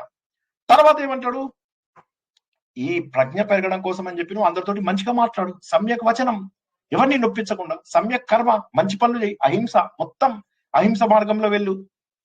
సమ్యక్ జీవనం, చక్కటి జీవితాన్ని అనుభవించు. నీకు కీడు కాకూడదు, ఎవరికి కీడు కాకుండా అట్లా చెయ్యి. వీటి వల్ల ఏమొస్తుంది, నీకు సమాధి వస్తుంది. ప్రజ్ఞ అనేటటువంటిది రావాలంటే జ్ఞానము. కానీ జ్ఞానం కావాలంటే ముందు నీకు శీలం కావాలి. శీలం కావాలంటే నువ్వు మంచిగా మాట్లాడాలి, హింస చేయకూడదు, మంచి జీవనాన్ని సాధించాలి. ఇందులో ఎక్కడ మన హిందూ ధర్మంతో ఎక్కడ వ్యతిరేకంగా ఉన్నాయి చెప్పండి. మన యమ నియమాలలాగా ఉన్నాయా లేదా? ఇది హలో హలో సార్, అయితే ఇక్కడ నాకు కొన్ని పాయింట్స్ దొరికాయి సార్. ఇప్పుడు మీరు చెప్పిన దాంట్లో చెప్పండి. ఏంటంటే ఇప్పుడు వాళ్ళు ఇప్పుడు చెయ్యి నిప్పులో పెడితే తీసేస్తే అన్నారు, అంటే అయిపోయింది అన్నారు అంతటితో. కానీ మన రమణ మహర్షి గారు ఉన్నారు, అలాంటి వాళ్ళు మన ఆత్మజ్ఞానాన్ని మన దీంట్లో సంపాదించిన వాళ్ళందరూ దీన్ని ఒప్పుకుంటారా? వాళ్ళు శరీరం నిజం కాదు, శరీరం కాదు నేను తెలుసుకోవడమే జ్ఞానము మోక్షము అని అనుకున్నారు కదా. అటువంటి వాటికి ఇంకా లోలో ఉన్నారు, మనకంటే లోలో ఉన్నారు వాళ్ళు. అయితే ఇక్కడ మీరు అన్న ఒక పాయింట్ ఏంటంటే, ఇదే విషయాన్ని అద్వైతుల ముందు అక్కడి నుంచి ఒక ఏనుగు వచ్చింది. ఆ ఏనుగులో ఉన్న ఆత్మ, నాలో ఉన్న ఆత్మ ఒకటే కదా. ఏనుగులు నా మీద చంపడానికి వస్తుంటే నేను ఎందుకు పరిగెత్తాలి అని ఒకటి అడిగాడు. మీరు అన్నట్టు మనం అనుకున్నట్టుగానే ఇప్పుడు నేను నాలో ఉన్న ఆత్మ ఎదురుగా ఒక సింహం వస్తుంది. ఈ రెండిట్లలో ఉన్నది ఒకటే ఆత్మ కదా. అంటే సామాన్యుల విషయంలో కాదు సార్, ఇప్పుడు ఎక్సెప్షన్ కేసెస్ మన దాంట్లో ప్రహ్లాదుడు ఉన్నారు. రమణ మహర్షి కూడా ఆయన నిప్పులో చేయబడితే బయటికి తీయకుండా ఉన్నారు. ఆయన ఏమన్నారంటే నేను శరీరాన్ని కాదని ఒప్పుకుంటారు, కానీ నిప్పులో చేయబడితే తీయమా? వాళ్ళు ఏమంటారంటే ఒక లెవెల్ తక్కువ అన్నమాట నేను కూడా ఒప్పుకుంటా. కానీ మ్యూట్ ఎక్కడో డిస్టర్బెన్స్ వస్తుంది. వాళ్ళు ఏమంటారంటే ఒక లెవెల్ ఎవరో మ్యూట్ లో లేరండి ప్లీజ్. అనిత గారు మ్యూట్ లో పెట్టుకోండి ప్లీజ్. వాళ్ళ కాన్సెప్ట్ చాలా సింపుల్. అనిత గారు మ్యూట్ లో ఉండండి. వాళ్ళు చెప్పే కాన్సెప్ట్ చాలా సింపుల్. వాళ్ళు ఏమంటారంటే నువ్వు చెయ్యి ఫస్ట్ పెట్టగానే వెనక్కి తీస్తావా లేదా ఇమీడియట్ గా, అది రిఫ్లెక్స్ యాక్షన్. దానికోసం ఆత్మజ్ఞానం అవసరం లేదు, ఇట్స్ జస్ట్ రిఫ్లెక్స్ యాక్షన్. అదే విధంగా మొట్టమొదటి నీ దుఃఖాన్ని పోగొట్టుకునే కారణం వెతుక్కో అంటారు. సో ఇది సింప్లిఫైడ్ వెర్షన్ అవడం తోటి ఆ రోజులో ఎక్కువ మంది పట్టుకోగలిగారు. అయితే నేను శరీరాన్ని కాదు అనే స్థాయి ఖచ్చితంగా ఉన్నత స్థాయి.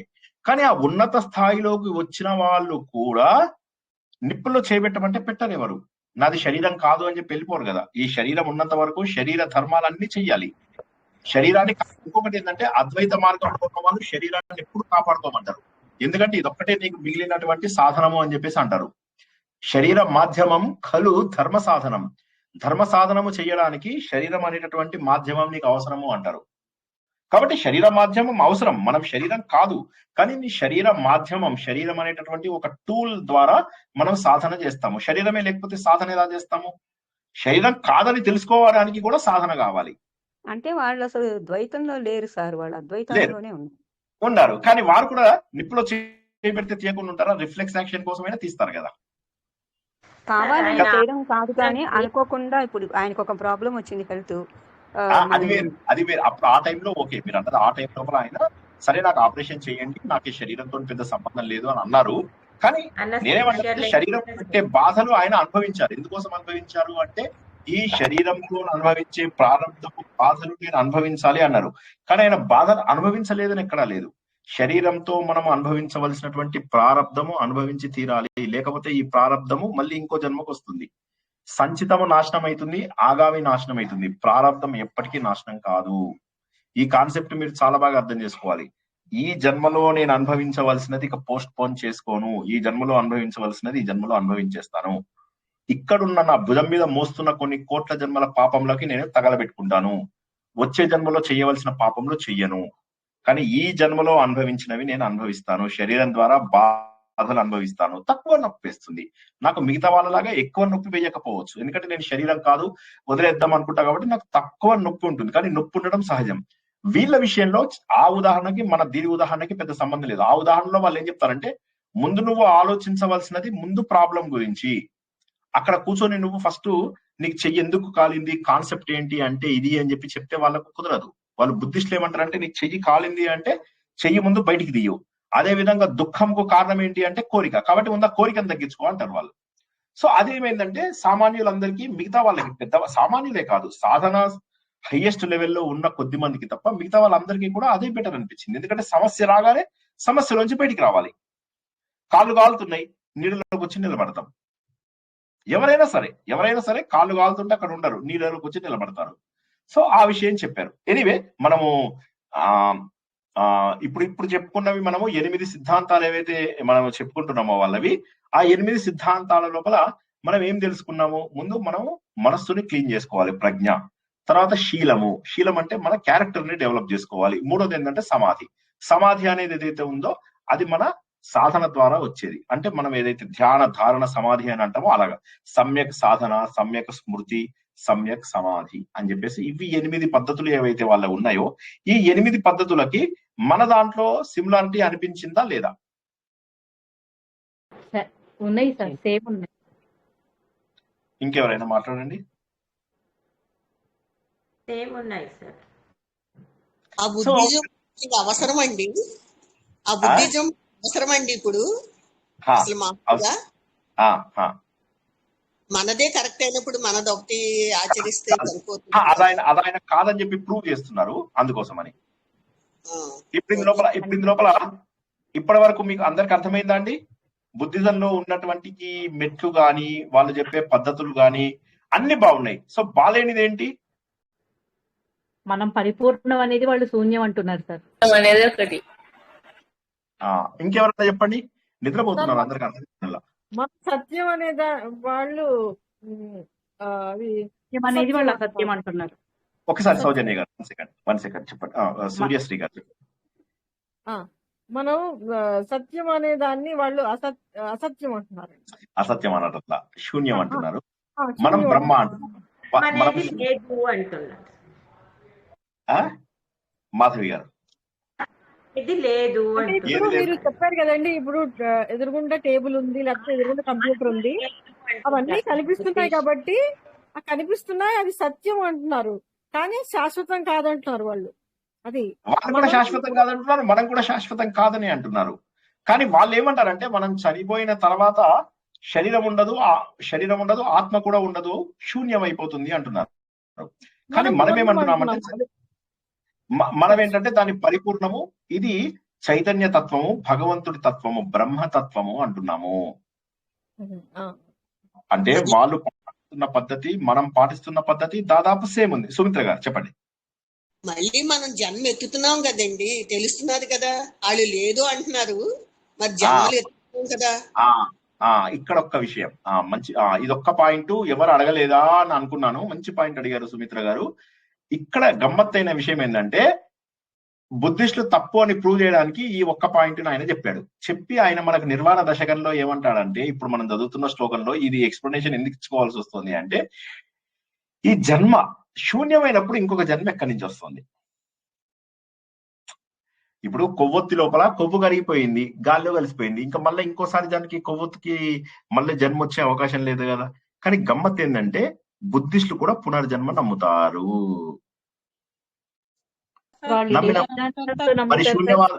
మరి శూన్యవాదమైన కారణ శరీరం అవన్నీ, మరి కారణ శరీరం ఉంది అని నమ్మాలి కదా. నమ్మాల్సి కదా వాళ్ళు. అది అక్కడ వాళ్ళకు మనకు తేడా వచ్చింది. సో అక్కడ ఏమైపోయిందంటే ఒక మిస్సింగ్ లింక్ ఉంది. వాళ్ళు చెప్పినవన్నీ కాన్సెప్ట్స్ అశాశ్వతం అన్నప్పుడు శాశ్వతమైనది ఉంటేనే కదా అశాశ్వతం ఉండాలి కదా. బాగా చెప్పారు వెంకటరమణ గారు. ఏంటంటే ఇక్కడ మనకు మొన్న మనం ఏమనుకున్నాము, శాశ్వతమైనటువంటిది ఒకటి లేకపోతే అశాశ్వతమైనది లేదు. ఉదాహరణకి ఇక్కడ తాడు గనక లేకపోతే నేను దాన్ని పాముగా భ్రమించే అవకాశం లేదు అని వేదాంతం చెప్తుంది. మీకు ఇది ఆలోచించాల్సినది, అందరు చక్కగా ఆలోచించి అర్థం చేసుకోండి. ఇప్పుడు ఇక్కడ నేను ఒక తాడుని చీకట్లో చూసి పాము అనుకున్నాను. తర్వాత పొద్దున ఎవరో టార్చ్ చేశారో అది తాడని చెప్పి తెలిసిపోయింది, అయిపోయింది. అసలు అక్కడ తాడే లేదనుకోండి, నేను పాము ఉంది అని అనుకునే అవకాశం ఉందా? లేదు. అంటే సత్యం ఉండకపోతే అసత్యం అనేది లేదు. ఒప్పుకుంటారా ఈ పాయింట్? సత్యం లేకపోతే అసత్యం అనే భ్రాంతి లేదు, భ్రాంతి లేదా అధ్యాస లేదు. సత్యమే లేకపోతే అధ్యాస లేదు. ఒకలేంది ఉంటేనే కదా మనం భ్రమ కలిగేది. సో అక్కడ ఏదో ఒకటి ఉంటేనే భ్రమ కరెక్ట్. కలుగుతుంది. సో భ్రమ కలిగింది అంటే మీనింగ్ ఏంటి? అక్కడ ఒకటి ఉంది, సత్యం అనేది ఒకటి ఉంది. అది వేదాంతం. దానికి ఆయన ఏమంటున్నాడు ఇప్పుడు? దానికి ఆయన ఇక్కడ చాలా క్లియర్ గా ఆయన ఏమంటున్నాడు? అనాత్మాశ్రయం అయిపోయింది కదా. ఇదేమంటాడు ఆయన? సుషుప్తౌ నిరస్తాతి శూన్యాత్మకత్వ. గాఢ నిద్ర లోపల మేమేమనుకుంటున్నాం తెలుసా? గాఢ నిద్ర లోపల ఒక చైతన్యం ఉంది అని చెప్పేసి అనుకుంటున్నాం. కానీ నువ్వేమంటున్నావు అంటే అతి శూన్యం ఉంది అని చెప్పేసి అంటున్నావు. అతి శూన్యము అంటే ఇక ఏ విధమైనటువంటి విలువలేనటువంటి, అంటే అన్ని రకాల అసలు అంటే ఏది కూడా తెలియనటువంటి స్థితి ఉంది అని చెప్పేసి నువ్వు అంటున్నావు. కానీ మేము దాన్ని ఖండిస్తున్నాము. ఎందుకు మనం బుద్ధిజం గురించి తెలుసుకోవాల్సి వచ్చిందో అర్థమైందా? ఈయన ఏమంటున్నాడంటే, బాబు మేము ఎందుకు నమ్ముతామో తెలుసా? నీ అతి శూన్యవాదాన్ని మేము ఖండిస్తున్నాం. అతి శూన్యవాదాన్ని ఖండించాడా? ఇంకా వేరే వాటిని ఖండించలేదా? అది 4వ శ్లోకంలో తెలుసుకుంటాం. ఇందులో ఏమంటాడు ఆయన? ఇప్పుడు ఆయన ఏమంటున్నాడు? నువ్వు లోకం కాదు, నువ్వు తల్లి కాదు, నువ్వు తండ్రి కాదు, నువ్వు వేదాలు కాదు, నువ్వు యజ్ఞం కాదు, నువ్వు ధర్మాలు కాదు, నువ్వు ఇవన్నీ కాదు. ఎందుకోసం తెలుసా? మేము అతి శూన్యవాదాన్ని మేము ఇక్కడ ఖండిస్తున్నాము, తీసి పారేస్తున్నాము. అతి శూన్యవాదం అనేది ఏదైతే ఉందో దాన్ని పారేస్తున్నాము. అంటే నువ్వేమంటున్నావు? ఇవన్నీ శూన్యం అంటున్నావు. వస్తువులు కనిపిస్తున్నా కూడా అవి స్వతంత్రంగా లేవు, అవి అనిత్యంగా ఉన్నాయి. కాబట్టి అది నువ్వు కానీ అసలు వాటి అసత్యం కనిపిస్తోంది అంటే సత్యం ఒకటి ఉందని మేము నమ్ముతాం. కానీ నువ్వేమంటున్నావు అంటే కనిపించేదంతా అసత్యము, కాబట్టి అసలు ఏమీ లేదంటున్నావు. ఈ point please please please please కొద్దిగా నాతో ఉండండి. మళ్ళీ ఒకసారి చెప్తున్నా. వీళ్ళు ఏమంటున్నారంటే కనిపించేదంతా అసత్యం, కాబట్టి అంతా అసత్యం అంటున్నారు. కానీ నేనేమంటున్నానంటే ఆ అసత్యం అని తెలియడానికైనా ఒక సత్యం ఉండాలి. ఓ సత్యాన్ని చూసినప్పుడే అసత్యం ఉంది అన్న విషయం తెలుస్తుంది నాకు. అది వేదాంతం. వాళ్ళు ఏమంటారు? కనిపించిందంతా అసత్యం. కరెక్టే, కనిపించేదంతా కూడా అసత్యమే. కానీ అసత్యం ఉంది అంటే లెక్క ఏంటంటే సత్యమైన వస్తువు ఒకటి ఉండాలి. ఈ పాయింట్ అర్థం కాని వాళ్ళు అడగండి. చాలా బ్యూటిఫుల్ పాయింట్. అర్థం కావడం లేదు. అర్థం కాని వాళ్ళు అడగండి. అసత్యం అంటేనే ఒకటి ఉంటేనే అసత్యం అంటారు కదా, సత్యం ఉన్నప్పుడే అసత్యం అంటారు కదా సార్. మరి ఉదాహరణ ఏంటి? ధర్మలత గారు చెప్పండి. మనం ఏదైనా ధర్మలత గారు ఎగ్జాంపుల్ చెప్పండి. అదే ఇప్పుడు తాడును చూసి పాము అనుకున్నట్టు, తాడు లేకపోతే ఏమయ్యేది? అడే మనకు అసత్యము సత్యం అనేది తెలియదు కదా. అసలు పాము అని కూడా అనుకోం మనము. ఇప్పుడు తాడే లేనప్పుడు పాము ఎట్లా అనుకుంటాం? ఇప్పుడు ఫర్ ఎగ్జాంపుల్ శ్రీనివాస్ మీకు కనిపిస్తున్నాడు, అవునా? శ్రీనివాస్ కనిపిస్తున్నాడు కాబట్టి శ్రీనివాస్ మంచివాడా, శ్రీనివాస్ చెడ్డవాడా మీరు చెప్పుకోగలరు. అసలు శ్రీనివాసే లేకపోతే మీరు అభిప్రాయం ఎట్లా చేసుకోగలరు? అంటే ఒకటి ఉండి తీరాలి, ఒక సత్యం అనేది ఏదో ఉంది అని మనం అంటాం. వాళ్ళు ఏమంటారంటే కనిపిస్తున్నదంతా అసత్యం. కరెక్టే, అసత్యమే, కనిపిస్తున్నదంతా కూడా అసత్యమే.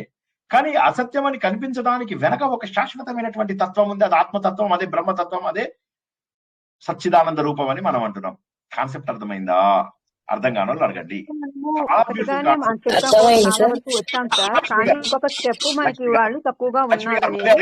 లక్ష్మి గారు మళ్ళీ అడగండి, మొదటి నుంచి అడగండి. అంతా ఒకటిగానే వచ్చాము, కానీ మనకి ఆత్మ చైతన్యం అనేది ఒకటి ఉంది అనే ఇంకొక స్టెప్ మనలో మరి వాళ్ళు పునర్జన్మ ఉందని ఎలా నమ్ముతారు? సౌజన్య గారు ఒక్క నిమిషం. లక్ష్మి గారు చెప్పండి. వాళ్ళకి అది లేదండి. ఒక చాలా అంటే మనకంటే డౌన్ లోనే ఉన్నది వాళ్ళ ఇది. అందులో డౌటే లేదు. అందులో ఒకటే గుర్తుంచుకోండి, హిందూ ధర్మం లాంటి ధర్మం లేదు. హిందూ ధర్మం ఇచ్చే జ్ఞానంతో కంపారిజన్ ప్రపంచంలో లేనే లేదు. అసలు అది రూల్డ్ అవుట్. ఇప్పుడు నేను మాటకి మీకు ప్రతిరోజు ఏం చెప్తుంటాను? హిందువులుగా పుట్టినందుకు గర్వించండి. ఎందుకంటాను హిందువులుగా పుట్టించమని గర్వించమని? హిందూ ధర్మం తెలుసుకుంటే గర్వించాలా? హిందూ ధర్మం అంటే ఏంటి చెప్పండి? పసుపు, కుంకుమ, కారము, ఉప్పు అన్నారు అనుకోండి, అయిపోయింది. మీరు మీరు మీరు ఉన్నది ఒకటే సత్యం. ఇప్పుడు మనం హిందూ ధర్మాన్ని కరెక్ట్ గా తెలుసుకోకపోయి మనం పసుపు కుంకుమాల పైన ఆధారపడినట్లయితే అప్పుడు మనం బుద్ధిస్టుల కంటే కూడా తక్కువ స్థాయిలో ఉన్నట్టే. ఇప్పుడు బుద్ధిజం అనేది ఎందుకు పాపులర్ అయింది? ఆ రోజుల లోపల మీరు నమ్ముతారా? బుద్ధిజం ఎన్ని దేశాలలోకి వెళ్ళిందో తెలుసా మీకు? అసలు ఎన్ని దేశాల్లోకి వెళ్ళిందో తెలుసా మీకు? హిందువులు అందరూ కన్వర్ట్ అయిపోయారు. చైనా సైడ్ వెళ్ళింది, ఆఫ్ఘనిస్తాన్ సైడ్ వెళ్ళింది. మీకు తెలుసా ఆఫ్ఘనిస్తాన్ లో తాలిబాన్ వాళ్ళు ఆ విగ్రహాన్ని పేల్చేశారు కదా. అంటే అది సామాన్యులకి బాగుంది సార్. ఇప్పుడు సాధన చేసి ఆత్మజ్ఞానాన్ని తెలుసుకునే వాళ్ళకి. ఇప్పుడు మన హిందువుల్లో ఆత్మజ్ఞానం ఎంతమందికి ఉంటుందో మీరు చెప్పండి. 1% అదే మంది చెప్తున్నాను, చాలా తక్కువ మందిలో ఉంటుంది కాబట్టి మామూలు వాళ్ళందరూ అటువైపు వెళ్ళిపోతారు మామూలుగా. అది అది తప్పేమీ లేదు. ఇష్టమైపోతుంది. బుద్ధిజం అనేది it's an advanced step, definite గా ఇట్స్ అన్ అడ్వాన్స్డ్ స్టెప్. కానీ ఇంకా అడ్వాన్స్డ్ స్టెప్ హిందూ ధర్మం. కానీ మనం అడ్వాన్స్ దాకా ఇక్కడ వెళ్తున్నాం. మనం ఎంతసేపు కూడా శ్రీనివాస్ గారు తెచ్చుకోండి సార్, మీరు చాలా లేని ఈ మధ్య తబలా కొట్టక. నేను తబలా బయటవే చాలా బాగా కొడతా తెలుసా, మీరు ఏ పాట పాడితే ఆ పాటకి నేను తబలా కొడతా. మన హిందూ ధర్మంలో పూజల దగ్గరే ఆగిపోయాయండి. ఒక్క నిమిషం నన్ను తబలా కొట్టనియండి ఫస్ట్.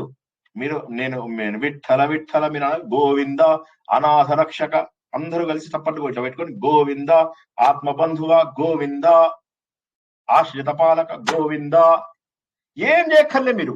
గోవింద అంటే మీకు పుణ్యం వచ్చేస్తుంది, మీ పాపాలన్నీ కరిగిపోతాయి, మీకు దేవుడు మీకు పుణ్యం ఇస్తాడు, మోక్షం ఇస్తాడు, అన్ని ఇస్తాడు. ఏ భావన లేదు, ఏమి లేదు, యాంత్రికంగా చేసే పనులు. ఒక్కసారి ఆలోచించండి. మనము బుద్ధిస్టులు తక్కువ అని అనడానికి అవకాశమే లేదు. అంతకంటే ఘోరాతి ఘోరంగా ఉన్నాం హిందువులుగా. ఈ రోజుకు కూడా హిందువులలో ఎంతమంది దేవుడికి రూపం లేదంటే ఒప్పుకుంటారండి? మొన్న నేను ఎవరు ఒప్పుకోరు. ఈ రోజు కూడా దేవుడిని రూపంలో కూడా పూజించవచ్చు అని చెప్పుకుంటున్నాం మనం. కానీ దేవుడు అంటే విగ్రహమే, ఆ టెంపుల్లో ఉన్న దేవుడే కరెక్టు. నేను ఎన్ని పాపాలన్నా చేయని వెళ్ళి నా పాపపు సొమ్ము హుండీలో వేస్తే నాకు పుణ్యం వస్తుంది, ఇది కరెక్టా? ఒక్కసారి ఆలోచించండి. నన్ను నేను మార్చుకోనప్పుడు, నా లోపల దైవత్వాన్ని నేను వెలికి తీసుకున్నప్పుడు హిందూ ధర్మంలో పుట్టి లాభం ఏంటి? ఎన్నో వందల వేల లక్షల కోట్ల జన్మల అదృష్టం చేసుకుంటే పుట్టినటువంటి ధర్మం హిందూ ధర్మము. ఇది సనాతన ధర్మము, దేవుడికి చాలా ఇష్టమైనటువంటి ధర్మము. మొన్న నేను మా పిల్లోడు మాట్లాడుకుంటుంటే ఎన్ని కొత్త విషయాలు కనిపించాయో మాకు. ఏంటి అసలు దేవుడు ఇంత గొప్పగా ఎట్లా సృష్టించాడు? ప్రతిసారి నాకు ఆశ్చర్యం అనిపిస్తూ ఉంటుంది. అలా ఆశ్చర్యపోవాలి, అందరూ ఆశ్చర్యపోవాలి, ఆలోచించాలి. ఈ ఆలోచనే లేదు. చలో వచ్చా, ఇంటికి వచ్చారా చుట్టాలు, చలో రండి నాకు కూర్చోండి, అన్నాలు తిందాం, కళ్ళు తాగుదాం, ఇంతే గాని ఆత్మజ్ఞానం గురించి ఆలోచించే అవకాశం లేదా? ఎంత ఆలోచిస్తే అంత గొప్ప ఆనందం వస్తుంటుంది ఇందు లోపల. బుద్ధమతం ఏం తక్కువ కాదు, చాలా అద్భుతమైన స్థాయికి తీసుకెళ్లారు. వాళ్ళు చెప్పినటువంటి ఏ విషయం మనకు తప్పనిపించింది? అన్ని కరెక్టే అనిపించాయి. ఒక్క ఆత్మతత్వం తప్ప అన్ని కరెక్ట్ అనిపిస్తున్నాయి. ఇప్పుడు నేను ఒకటి గీస్తున్నాను, అదేంటో చెప్పండి. ఏం గీసాను నేను? సార్ మళ్ళీ గీయండి సార్. ఇంకొకసారి. అందరికి తెలిసిందే రాసా నేను. ఓం ఓం సార్, ఓం ఓం కాదా? అది గీయబడి ఎవరు చైతు కరెక్ట్ చెప్పావు. ఓకే, ఎనీవే ఇది గీయబడలేదు. నేను కదిలినట్టే అనిపిస్తుందా? కదులుతుంది. కానీ ఏ రేఖ అయినా మీకు కనిపిస్తుందా? కనిపించడం లేదు. కాబట్టి ఇదే శూన్యం. వాళ్ళు ఏమంటారంటే ఇదంతా శూన్యం, ఇదంతా కూడా గాలి లోపల దీపం పెట్టినట్టే, గాలి లోపల గీతలు రాసినట్టే. ఇది గంధర్వ గీతలు, ఇవన్నీ గంధర్వ భవనాలు. గంధర్వ భవనాలు అంటే వాయువులో గీసిన భవనాలు మనకు అట్లా ఉన్నదంతే. ఇదే శూన్యత అని వాళ్ళు అంటున్నారు. కానీ మనం ఏమంటున్నాము? మేము శూన్యాన్ని పూర్తిగా వ్యతిరేకించాము. నిరస్థ, అస్థ అంటే ఉండడము, నిరస్థ అంటే లేకుండా ఉండడము. అతి శూన్యకత్వాన్ని మేము లేదు అని చెప్పి గ్యారంటీగా చెప్తున్నాం. అతి శూన్యత్వం లేదు, ఉన్నటువంటిది ఒక చైతన్యము. ఆ చైతన్యం ఎలాంటిదో తెలుసా? తదేకో వశిష్ట శివ కేవల, తదేకో వశిష్ట శివ కేవలో. ఇంత బ్యూటిఫుల్ ఇది. మూడవది ఎందుకు ఇంత టైం పట్టింది మనకు? 3 వారాల నుంచి చెప్పుకుంటున్నాం. ఎందుకు అంటే ఇక్కడ మనకి ఇవాళ బుద్ధిజం బాగా అర్థమైంది కాబట్టి ఇప్పుడు మనకు ఆయన మూడోది ఎందుకు ఇంత గట్టిగా చెప్పాల్సి వచ్చింది అంటే, బాబు అందరూ బుద్ధిజం వైపు వెళ్దాం అనుకుంటున్నారు. అంటే ఆ తర్వాత మనం ఏంటంటే శూన్య తత్వం ఏదైతే ఉందో చాలా ప్రాచుర్యంలోకి వచ్చేసి ప్రపంచ వ్యాప్తంగా తీసుకున్నట్లయితే సెంట్రల్ ఏషియా, ఇట్ సైడ్ మొత్తం సౌత్ ఈస్టర్న్ ఏషియా, తర్వాత ఈవెన్ అశోకుడు వచ్చినప్పుడైతే ఇండియా మొత్తం వచ్చింది, మన కింద శ్రీలంక సైడ్ వచ్చింది, అంతా తీసుకొచ్చేసేసాడు ఆయన. 200 years తర్వాత వచ్చాడు. నా బుద్ధుడు వచ్చిన 200 ఏళ్ళ తర్వాత వచ్చాడు. ఎవరు? అశోక్. ఆయన ఇంకా పెంచుకుంటూ వెళ్ళిపోయాడు. కానీ మనం అది ఖండిస్తున్నాము అని చెప్పారు. చెప్పిన తర్వాత ఏమైంది? వీళ్ళ లోపల 2 వచ్చాయి, హీనాయానం, మహాయానం అని 2 వచ్చాయి. తర్వాత వీళ్ళు కూడా ఏం చేశారు? మనలాగా పీఠాలు మఠాలు పెట్టడము, డబ్బులు కలెక్ట్ చేయడం, ఏ కరప్షన్ కి దేనికి అయితే ఎగనిస్ట్ గా వాళ్ళ ధర్మం ఉందో అవే చేయడం మొదలెట్టారు. వాళ్ళు మనలాగానే మఠాలు పెట్టడం, పీఠాలు పెట్టడం, పైసలు పొందడం, జనాల దగ్గర తప్పుడు పనులు చేయడం. దాంతో ఏమైపోయింది? ముందు 2గా విడిపోయినాయి, మహాయానం, హీనాయానం అని. మహాయానం లోపల ఏమో ఆయన బుద్ధుడిని విగ్రహం లాగా పెడతారు, హీనాయానం లోపల బుద్ధుడు చెప్పిన బోధనలే పట్టించుకుంటారు. బాబు విగ్రహారాధన వద్దు అని చెప్పిన బుద్ధుడికి ప్రపంచంలో హైయెస్ట్ నెంబర్ ఆఫ్ విగ్రహాలు, టాలెస్ట్ విగ్రహాలు అన్ని కూడా బుద్ధుడివి. సో ఈ తత్వాన్ని మేము వ్యతిరేకించాము అని చెప్పి చెప్పడానికి మనం 3వ శ్లోకం లోపల చెప్పాము. మరి 4వ శ్లోకం ఉపోద్ఘాతంలో ఏం చెప్తున్నాడు? న సాంఖ్యం న శైవం న తత్పాంచరాత్రం న జైనం న మీమాంసకాదేర్మతం వా విశిష్టానుభూత్యా విశుద్ధాత్మకత్వా తదేకో వశిష్ఠ శివ. అద్భుతమైనటువంటి ప్రయాణం చేస్తున్నాము. మొదటి 3 శ్లోకాలలో ముందు నీకు కనిపిస్తున్న ఇంద్రియాలు, కనిపిస్తున్నటువంటి పంచభూతాలు నేను కాదు. తర్వాత నేను ఈ కులం కాదు, నేను ఈ వర్ణాశ్రమ ధర్మాలు కాదు, నేను ఈ మెడిటేషన్ ఈ పద్ధతులు ఇవన్నీ కాదు, నేను ఈ తండ్రిని కాదు, నేను తల్లిని కాదు, నేను తండ్రిని కాదు, నేను ఈ లోకం కాదు, నేను ఈ దేవుడు కాదు. ఇవన్నీ నాకు సాధనకు పనికొచ్చేవి, కానీ నేను అవి కాదు. నేనెవరిని మరి? నేను ఇంకా చెప్పాలంటే వేదాలు, యజ్ఞాలు ఇవన్నీ నాకు సాధనకు పనికొచ్చేవే కానీ నేను కాదు. తీర్థాలు ఇవన్నీ కూడా నేను కాదు. మరి నేను ఎవరిని? ఇప్పుడు ఏమంటున్నాడు? ఇవన్నీ పోయి నా సాంఖ్యం, సాంఖ్యం అనేది ఒక కాన్సెప్ట్, నా శైవం, శైవం అనేది ఒక కాన్సెప్ట్, నా తత్ పాంచరాత్రం, పాంచరాత్రం అంటే ఆగమాలు, మీకు ఆల్రెడీ కొంత చెప్పాను ఆగమాలు, నా జైనం, జైన మతం కాదు, నా మీమాంసం, మీమాంసం అంటే తర్కశాస్త్రం, మీమాంసం కాదు, నేను ఈ మతం కాదు. ఎందుకంటే విశిష్టమైనటువంటి అనుభూతి ఏదైతే ఉందో ఆత్మతత్వంది, ఆ విశుద్ధి అయినటువంటి ఆత్మతత్వం నేను. విశిష్టానుభూత్యా విశుద్ధాత్మకత్వా. నేను మతం కాదు, చెప్పినటువంటి పైన చెప్పినటువంటి రకరకాల మతాలు, కాన్సెప్ట్స్ కాదు నేను. ఇవన్నీ కానటువంటి ఒక గొప్ప అనుభూతిని నేను, అది నా అంతటి నేను అనుభవించినప్పుడే నాకు తెలుస్తుంది. తదేకో వశిష్ఠ శివ కేవలు. ఇవన్నీ పోగా మిగిలిపోగా ఏదైతే అద్భుతమైనటువంటి, మంగళకరమైనటువంటి, ఆనందకరమైనటువంటి, అద్భుతమైనటువంటి రూపం ఏదైతే ఉందో ఆ ఆత్మ చైతన్యాన్ని నేను. 4వ శ్లోకం తెలుసుకున్నాను. వాళ్ళు ఉపోద్ఘాతం చెప్పుకున్నాను కదా, నచ్చిందా ఫస్ట్, తర్వాత రెండోది ప్రశ్న ఉంటే అడగండి. ఈ 2 మాటలు మాట్లాడండి. 10-15 ఒక్క 10 నిమిషాలు ఎక్కువైంది కానీ తప్పలేదు. చాలా సంతోషం. కొద్దిగైనా అర్థం చేయించారా అంటే ఇందులో అస్సలు అర్థం కాని వాళ్ళు కొంతమంది ఉంటారు, నేనేం అనుకోను. కొద్దిగైనా అర్థమైందా చెప్పండి. అర్థమైంది సార్, చాలా బాగా నచ్చింది సార్. సార్ వాళ్ళు ఎందుకు పునర్జన్మను ఒప్పుకుంటారు సార్? మరి ఏమీ లేదు శూన్యం అన్న తర్వాత. మరి మరి అక్కడే వాళ్ళ రాంగ్ కాన్సెప్ట్ వచ్చేసింది కదా. మరి ఎవరు కారణ శరీరం? మరి మనమేమో చక్కగా కారణ శరీరం గుర్తించాం, వాళ్ళు అది గుర్తించాల. అది ప్రాబ్లం. అంటే బాగా చెప్పారు. అంటే వాళ్ళ కాన్సెప్ట్ కూడా పాపం చాలా వరకు వాళ్ళు ఏం చేశారంటే, ఇప్పుడు బుద్ధుడు కూడా కొత్త కాన్సెప్ట్ తీసుకొచ్చేవాడు కాదు. ఆ రోజు లోపల ఏమైందంటే ఆయనకి చక్కగా చెప్పేవాళ్ళు లేదు. ఆ రోజుల్లో వేదాలు బట్టి కొట్టి తర్వాత వాళ్ళకి అందించేసేవాళ్ళు. అందుకోసమే మీరు చూసినట్లయితే వేద మంత్రాల్లో శక్తి ఉంది, నో డౌట్ అబౌట్ ఇట్. వేద మంత్రాలు చదివితే ప్రకృతిలో ఉన్న శక్తులన్నీ మనం స్వీకరించగలుగుతాం, కరెక్టే. కానీ అర్థం తెలుసుకోకుండా చేసేసరికి ఏమైపోయింది, ఆ వేద మంత్రాలంటే కేవలము కర్మకాండాలకు పనికొచ్చేవి అని. ఇప్పుడు మనం తెలుసుకుంటున్న వేదం ఎలా తెలుసుకుంటున్నాం? వేద మంత్రాలు ఏవైతే కర్మకాండలు, దేవుడా నీకు నేను పూజ చేస్తున్నాను, దేవుడా నా కోరికలు తీర్చు అనుకుంటూ దాని వెనకాలన్న అసలు అర్థం తెలుసుకుంటున్నాం. ఇంద్రుడు పరబ్రహ్మ అని చెప్పేసి తెలుసుకుంటున్నాం. ఇంద్రుడిని ఋగ్వేదం, యజుర్వేదం, సామవేదం, అధర్వణ వేదంలో కూడా పూజించారు పరబ్రహ్మగా అని చెప్పి మనం ఇలా తెలుసుకుంటున్నాం. అయితే ఇప్పుడు చాలా మంది, ఇప్పుడు మీరు చూడండి, నేను చెప్తున్నది నేను గొప్ప కాదు, అస్సలు గొప్ప కాదు, నాకేం తెలియదు. నాకు తెలిసిందల్లా కూడా భగవంతుడు ఎంత ఇస్తే అంత. ఇవన్నీ నేను గురువుల దగ్గరే నేర్చుకున్నప్పటికీ కూడా నేను నేర్చుకున్నది మీ అందరూ నాకు గురువులు. నేను అందుకే మీ అందరికి ఎప్పుడు అంటుంటా, నేను పాదాభివందనం అని ఎందుకు అంటుంటా తెలుసా? నేను మీ అందరి దగ్గర ఇవి నేను చదువుకున్నవన్నీ రివిజన్ అవుతాయి నాకు. సో నేనేమంటున్నానంటే this is a wonderful concept. ఇందులోపల మనకు తెలిసినటువంటి విషయాలు ఏవైతే ఉన్నాయో వేదం లోపల, అవన్నిటి వెనకాల తత్వం ఉంది. వేదాలంటే కర్మకాండలు అని చెప్పేసి ఫస్ట్ కర్మకాండలన్నింటినీ కూడా మనం పక్కకు తోసేస్తున్నాం, కానీ అవి కాదు. అందులో కర్మకాండల వెనకాల అద్భుతమైనటువంటి పరబ్రహ్మ తత్వం ఉంది. అందరూ ఏమంటారంటే ఉపనిషత్తుల్లోనే ఉంది, అందుకే శ్రీకృష్ణుడు కూడా కరెక్ట్, అది కాదనం. ఉపనిషత్తులో మంచిగా చెప్పాడు, డీటెయిల్డ్ గా ఎలాబొరేటెడ్ గా చెప్పాడు. ఇందులోపల కర్మకాండలలో స్టార్టింగ్ బ్రహ్మణము, అరణ్యకము, సంహితాలలో ఏం చేశాడంటే హిడెన్ గా పెట్టేశాడు ఒక గొప్ప జ్ఞానాన్ని. అదృష్టం ఇది. నేను మళ్ళా చెప్తున్నా, కోట్ల జన్మల అదృష్టం. దాన్ని గుర్తించండి. ఈ సమయంతోని హడావిడి, ఈ పిచ్చి పూజలతోని హడావిడి నిద్ర కోసం హడావిడి, ఫుడ్ కోసం హడావిడి, బెడ్ కోసం, పిచ్చి పనుల పిచ్చి వేషాలతోటి మనం సమయాన్ని ఎంత వేస్ట్ చేసుకుంటున్నాం ఒక్కసారి ఆలోచించండి.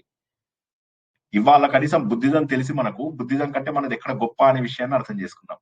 తెలియకపోతే ఒక్కసారి ఆలోచించండి. మనము పూజలే చేసుకుంటూ కూర్చుంటే ఎంతసేపు కూడా పసుపు చల్లుకోవడాలు, కుంకుమ చల్లుకోవడాలు చేసుకుంటా కూర్చొని వీడి కాళ్ళు వాడగొట్టుకొని ఏముంది అక్కడ? ఎదుగుదల ఎక్కడుంది? అదే 40 ఏళ్ళుగా చేస్తున్నారు. విసుగనిపించటం లేదా? బోర్ కొట్టడం లేదా? సార్ మీకు బోర్ కొడుతుందా సార్? మీరు పప్పన్నం తింటున్నారు 40 ఏళ్ళుగా. అట్లుంది ఇప్పుడు ఇది కూడా. అదే పని చేస్తున్నారు. ఎదగద్దా? అసలు మైండ్ ఏమి పెరగద్దా? బ్రెయిన్ కి ఏం పని, మెదడుకు మీద అక్కర్లేదా?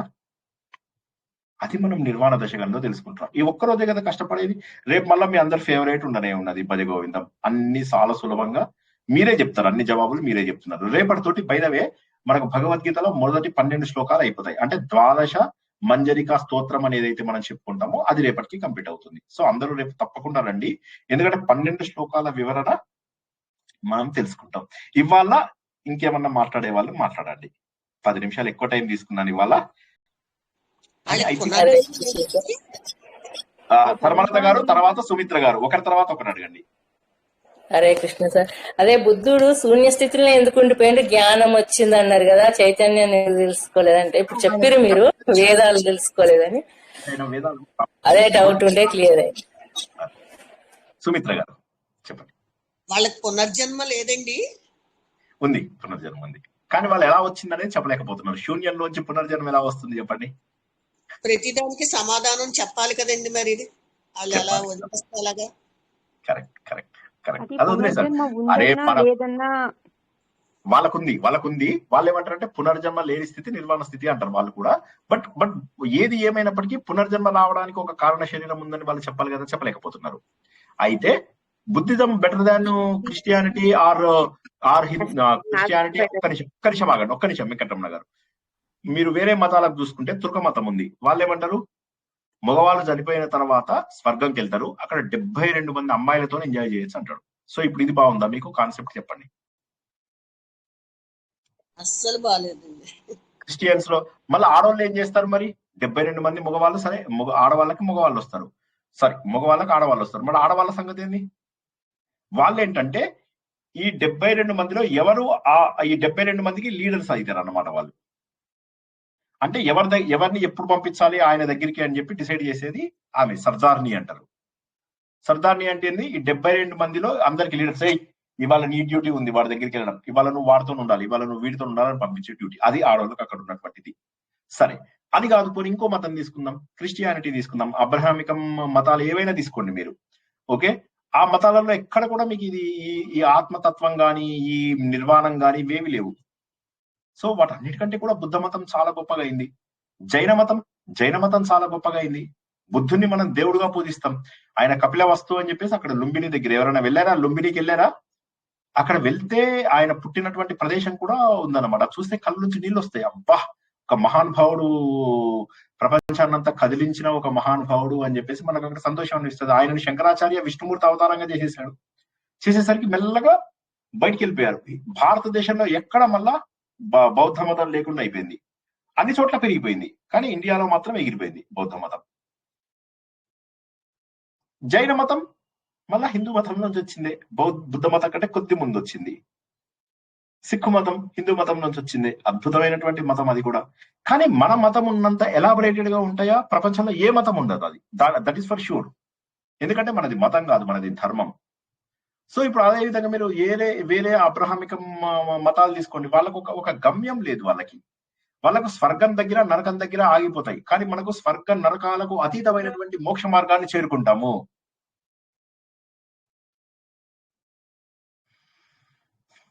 సారీ అండి, ఇందాక ఎవరో వెంకటరమణ గారు మాట్లాడమ్మా, నేను చేయలేదు. అది మనము కర్మ సిద్ధాంతాన్ని అంటే వేదాన్ని ప్రమాణంగా తీసుకున్నాం కాబట్టి మనం కర్మ సిద్ధాంతాన్ని అనుసరించి మనకి పునర్జన్మ ఉంది, కర్మలు మనము ఈ పాప ఫలితాన్ని మన జ్ఞానాన్ని పట్టుకెళ్తాం కాబట్టి అని మనకి ఒక ప్రామాణికంగా ఉంది. వాళ్ళ వేదాన్ని ప్రామాణికంగా తీసుకోరు బౌద్ధులు కాబట్టి వాళ్ళు శూన్యాన్ని అనుసరిస్తున్నారు. మనకు మామూలుగా మీ ప్రసంగం విన్నప్పుడే మనకు శూన్యంలోంచి వేరే పుట్టదు కదా అన్న క్వశ్చన్ వచ్చింది. మరి బుద్ధుడు అంతటి వాడికి కూడా అతనికి కూడా రావాలి కదా అండి అది శూన్యంలోంచి. అంటే అతడు వేదాల వైపు వెళ్లకుండా ఆయన ఏమైందంటే ఆ రోజుల్లో వేదాలంటే కేవలం కర్మకాండాలు అనుకున్నాడు ఆయన. తర్వాత ఆత్మతత్వం అనేది ఇప్పుడు మనం తెలుసుకున్నటువంటి వీటిలో ఉన్నటువంటిది తెలియదు. ఆయన ఏం చేశాడంటే తన తపస్సు ద్వారా అర్థమైంది ఏంటంటే కోరికలు అనేటటువంటి దుఃఖాలకు కారణము. వాళ్ళ దాంట్లో మెయిన్ ఏంటంటే కోరికలే దుఃఖాలకు కారణము. తర్వాత ఒక్కసారి కూల్ గా ఆలోచిస్తే మనలాంటి వాళ్ళకు కూడా నిర్వాణం అంటే శూన్యమే అని అనిపిస్తుంది చాలాసేపు. మన వేదాలు మన గ్రంథాలు ఇవన్నీ చైతన్యం అనేది ఒకటి ఉందని అంటున్నాయి, శ్రీకృష్ణ భగవానుడు చైతన్యం ఒకటి ఉంది అంటున్నాడు కాబట్టి ఓకే. గాని ఒక్కసారి మీరు ఇది పక్కన పెట్టేసేయండి, ఉపనిషత్తులు పక్కన పెట్టండి. ఉపనిషత్తులు పక్కన పెడితే మనకు కూడా శూన్యమే కరెక్ట్ అనిపిస్తుంది. అంతెందుకు నేను 2009 లోపల బుద్ధిజంది ధమ్మపాదం అని ఒక బుక్ మొత్తం చదివా. ఎప్పుడైనా చెప్తాను మళ్ళా. చాలా అద్భుతమైనటువంటి బోధలు అందులో తప్పు బోధలు ఒక్కటి కూడా లేవు. They are very close. కాకపోతే ఏంటంటే వాళ్ళు కొన్నిటికి జవాబులు ఇవ్వలేకపోయారు. అది దానికి మనం ఏం చేయలేం కదా. ఆ తర్వాత ప్రాబ్లం ఏమొచ్చిందంటే బుద్ధిజంలో అది స్ప్రెడ్ అయిన తర్వాత వాళ్ళలో వాళ్ళు కొట్టుకు తెచ్చారు. బుద్ధి మహాయాన హీనాయాన వచ్చాయి, మళ్ళీ అందులోంచి వజ్రాయాన అని ఇంకొక కొత్త ఎలైట్ గ్రూప్ స్టార్ట్ అయింది. సో వాళ్ళ లోపల ఆ స్టెబిలిటీ రాలేకపోయింది. బట్ అందులో కూడా ఇప్పటికీ కూడా చాలా హైయెస్ట్ లెవెల్కి వెళ్ళే వాళ్ళు ఉన్నారు. సాధన ఎవరినైనా అక్కడికి తీసుకెళ్తుంది. నువ్వు నమ్మినా నమ్మకపోయినా మోక్షం వచ్చినప్పుడు అది శూన్యమైతే అవ్వదు. సో అందులో సాధన చేసిన వాళ్ళు కూడా వెళ్తారు. ఇప్పుడు అమెరికాలో ఉన్న వాళ్ళు ఉన్నారు, వాళ్ళు దేశ సేవ చేస్తారు అనుకోండి, వాళ్ళకి వేదము మోక్షము ఇవేం తెలియవు, కానీ వాళ్ళు మోక్షం అందుకుంటారు ఆటోమేటిక్ గా. నమ్మినా నమ్మకపోయినా జరిగేది జరుగుతుంది. ఇక్కడ కోసామంటే మనకు కోసినా అమెరికానికి కోసినా రక్తమే వస్తుంది. సో అదే విధంగా ఒక పుణ్యకార్యం చేశారనుకోండి, మీకు రావాల్సినటువంటి ఏది ఆశించకుండా పుణ్యకార్యం చేసినటువంటి వాడు, దేశం కోసమే త్యాగం చేసిన వాళ్ళు, వీళ్ళందరూ కూడా నిర్వాణమే చెందుతారు. మనం కాన్సెప్చువల్లీ నేర్చుకుంటున్నాము, వాళ్ళు ప్రాక్టికల్ గా తీసుకుంటున్నారు. జై శ్రీ రామకృష్ణ పరమహంస కూడా అంటాడు కదా సార్, అన్ని మార్గాలే ఇవన్నీ చెప్తాడు కదా. ఒక ముస్లిం తప్పితే ముస్లిం ప్రస్తావన రాదు, కానీ ఇవన్నీ మతాలన్నీ మార్గాలే అంట. ఇప్పుడు పొరపాటున మంచి వాళ్ళు ఉన్నారు అనుకోండి, బై ఛాన్స్ మంచి వాళ్ళు ఉంటే వాళ్ళలో కూడా ఎవరైనా సేవాభావంతో, ఇప్పుడు మన అబ్దుల్ కలాం గారు ఉన్నారు, అలాంటి వారు మోక్షం పొందుతారు, ఖచ్చితంగా మోక్షంకి వెళ్తారు. ముస్లింస్ లో మంచి వాళ్ళు ఉంటారు కదా, కొంతమంది అయినా ఉంటారు కదా.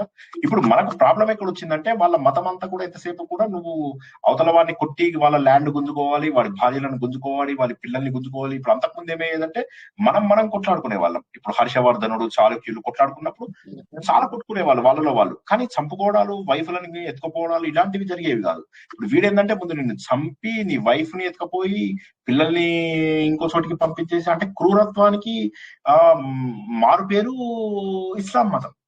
ఇప్పుడు మీకు క్రిస్టియన్స్ లో కూడా ఒక 300 years బ్యాక్ వరకు తీసుకుంటే వాళ్ళ లోపల కూడా పరిణతి లేకుండే. ఇప్పుడు ప్రపంచవ్యాప్తంగా క్రిస్టియన్స్ ఓపెన్ మైండెడ్ ఉన్నారు. మన దగ్గర కన్వర్టెడ్ క్రిస్టియన్స్ మళ్ళీ పరమ దుర్మార్గులు, కన్వర్టెడ్ క్రిస్టియన్స్ కాని వాళ్ళందరూ మళ్ళీ ఒరిజినల్ క్రిస్టియన్స్ అందరూ బాగానే ఉంటారు.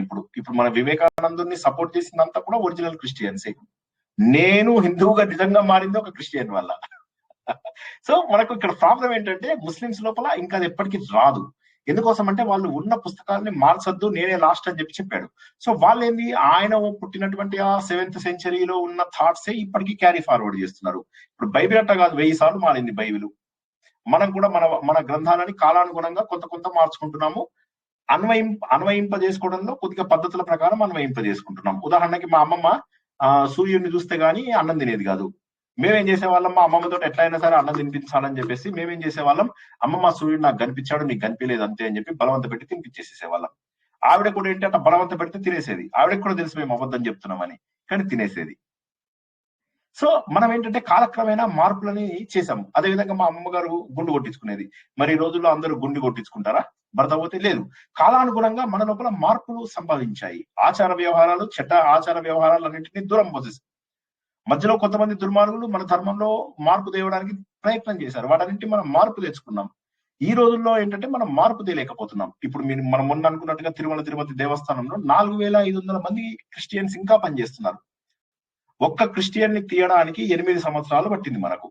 4500 మందిని తీయడానికి ఇంకో 300 ఏళ్ళు పడుతుంది. ఆ 300 ఏళ్ళలో అసలు తిరుపతి ఉంటుందా, మన మతం ఉంటుందా మనకు తెలియదు. సో ఘోరాతి ఘోరంగా ఏ గవర్నమెంట్ వచ్చినా వాళ్ళని మార్చలేకపోతున్నారు. చాప కింద మన దేవుళ్ళని అసహించుకునే వాళ్ళు, మన దేవుడు ముఖం కూడా చూడడానికి అసహించుకునే జనాలు అక్కడికి వెళ్ళి మన దేవుడి మీద అలా చేస్తున్నారంటే ఏమని చెప్తాం వాళ్ళని? సో అంతే.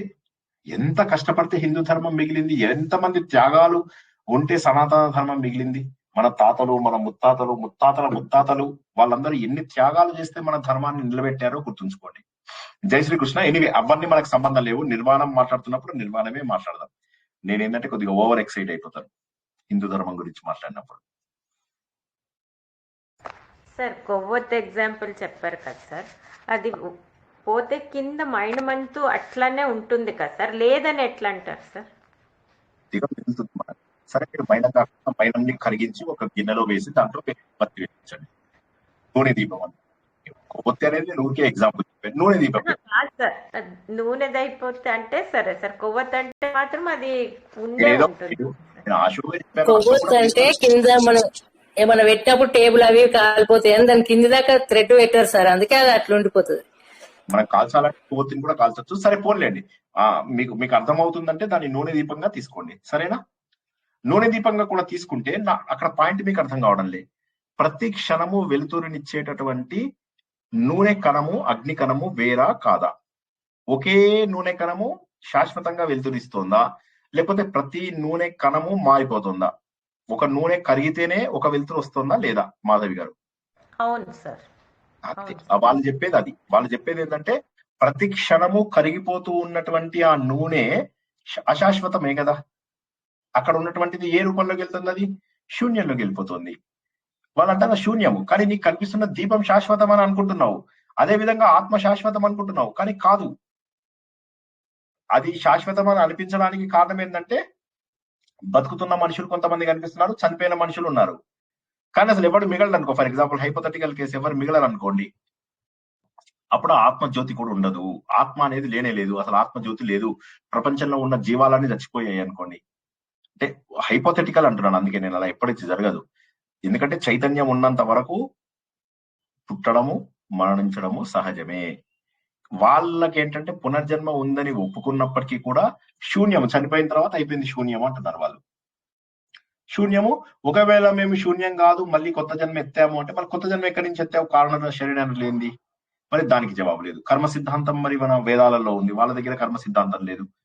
సో ఇవన్నీ వాళ్ళు ఏమంటారంటే కర్మ సిద్ధాంతాన్ని అస్సలు ఒప్పుకోరు. వాళ్ళు ఏమంటారంటే నీ జీవితాన్ని నువ్వే బాగు చేసుకోవాలి, అందుకోసం మేము నీకు అష్టాంగ మార్గాలు ఇచ్చాము అని చెప్తారు. ఇందాక అష్టాంగ మార్గాలు నేను చెప్పడానికి కారణం ఏంటి అంటే వాళ్ళు వీటి ద్వారా నువ్వు బాగు చేసుకో అంతే అంటారు. కానీ మరి అలాంటప్పుడు నువ్వు ఒక బిచ్చగాడికి ఎందుకు పుట్టావు, ఒక ధనికుడికి ఎందుకు పుట్టావు? జవాబు ఉందా వాళ్ళ దగ్గర? మన దగ్గర జవాబు ఉంది. కర్మ సిద్ధాంతం కొన్ని కోట్ల జన్మలలో చేసుకున్నటువంటి పాపములలో పుణ్యములలో కొంత భాగము ఈ జన్మలో ఎంత అనుభవించగలమో అంత భాగాన్ని భగవంతుడు మనకి ఇస్తుందని ప్రారంభం అంటాం. కొన్ని కోట్ల జన్మలలో మనకి ఇచ్చినటువంటి పాపముల పుణ్యముల యొక్క సంచిని సంచితము అంటాము, క్యూములేటివ్ అంటాము ఇంగ్లీష్ లో. ఈ జన్మలో చేసుకున్న కొత్త పాపములను కొత్త పుణ్యములను ఆగామి అంటాము. ఈ ఆగామి వచ్చి మళ్ళీ సంచిలో పడిపోతుంది. Beautiful concept. You have answers for everything. There is absolutely no loose end.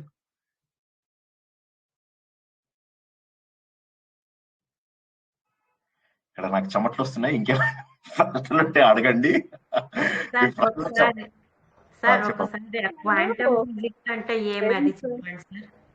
ఏంటమ్మా మాధవి గారు మళ్ళీ అడగండి, నాకు వినిపించలే. క్వాంటమ్ ఫిజిక్స్ అంటారు కదా సార్. చెప్తా. క్వాంటమ్ అంటే క్లుప్తంగా చెప్తున్నా. మనకు తెలిసినంత వరకు బైనరీ వాల్యూస్ అని ఉంటాయి, 1 and 0 అని ఉంటాయి, అవునా? ఈ 1 and 0 మధ్యలో రకరకాల ఫేజెస్ ఉంటాయి, అవునా? 1 and 0 అంటే బైనరీ అంటారు. ఇప్పుడు మన కంప్యూటర్స్ ఇవన్నీ నడిచేది ఏంటంటే 1 కి 0నే నడుస్తాయి.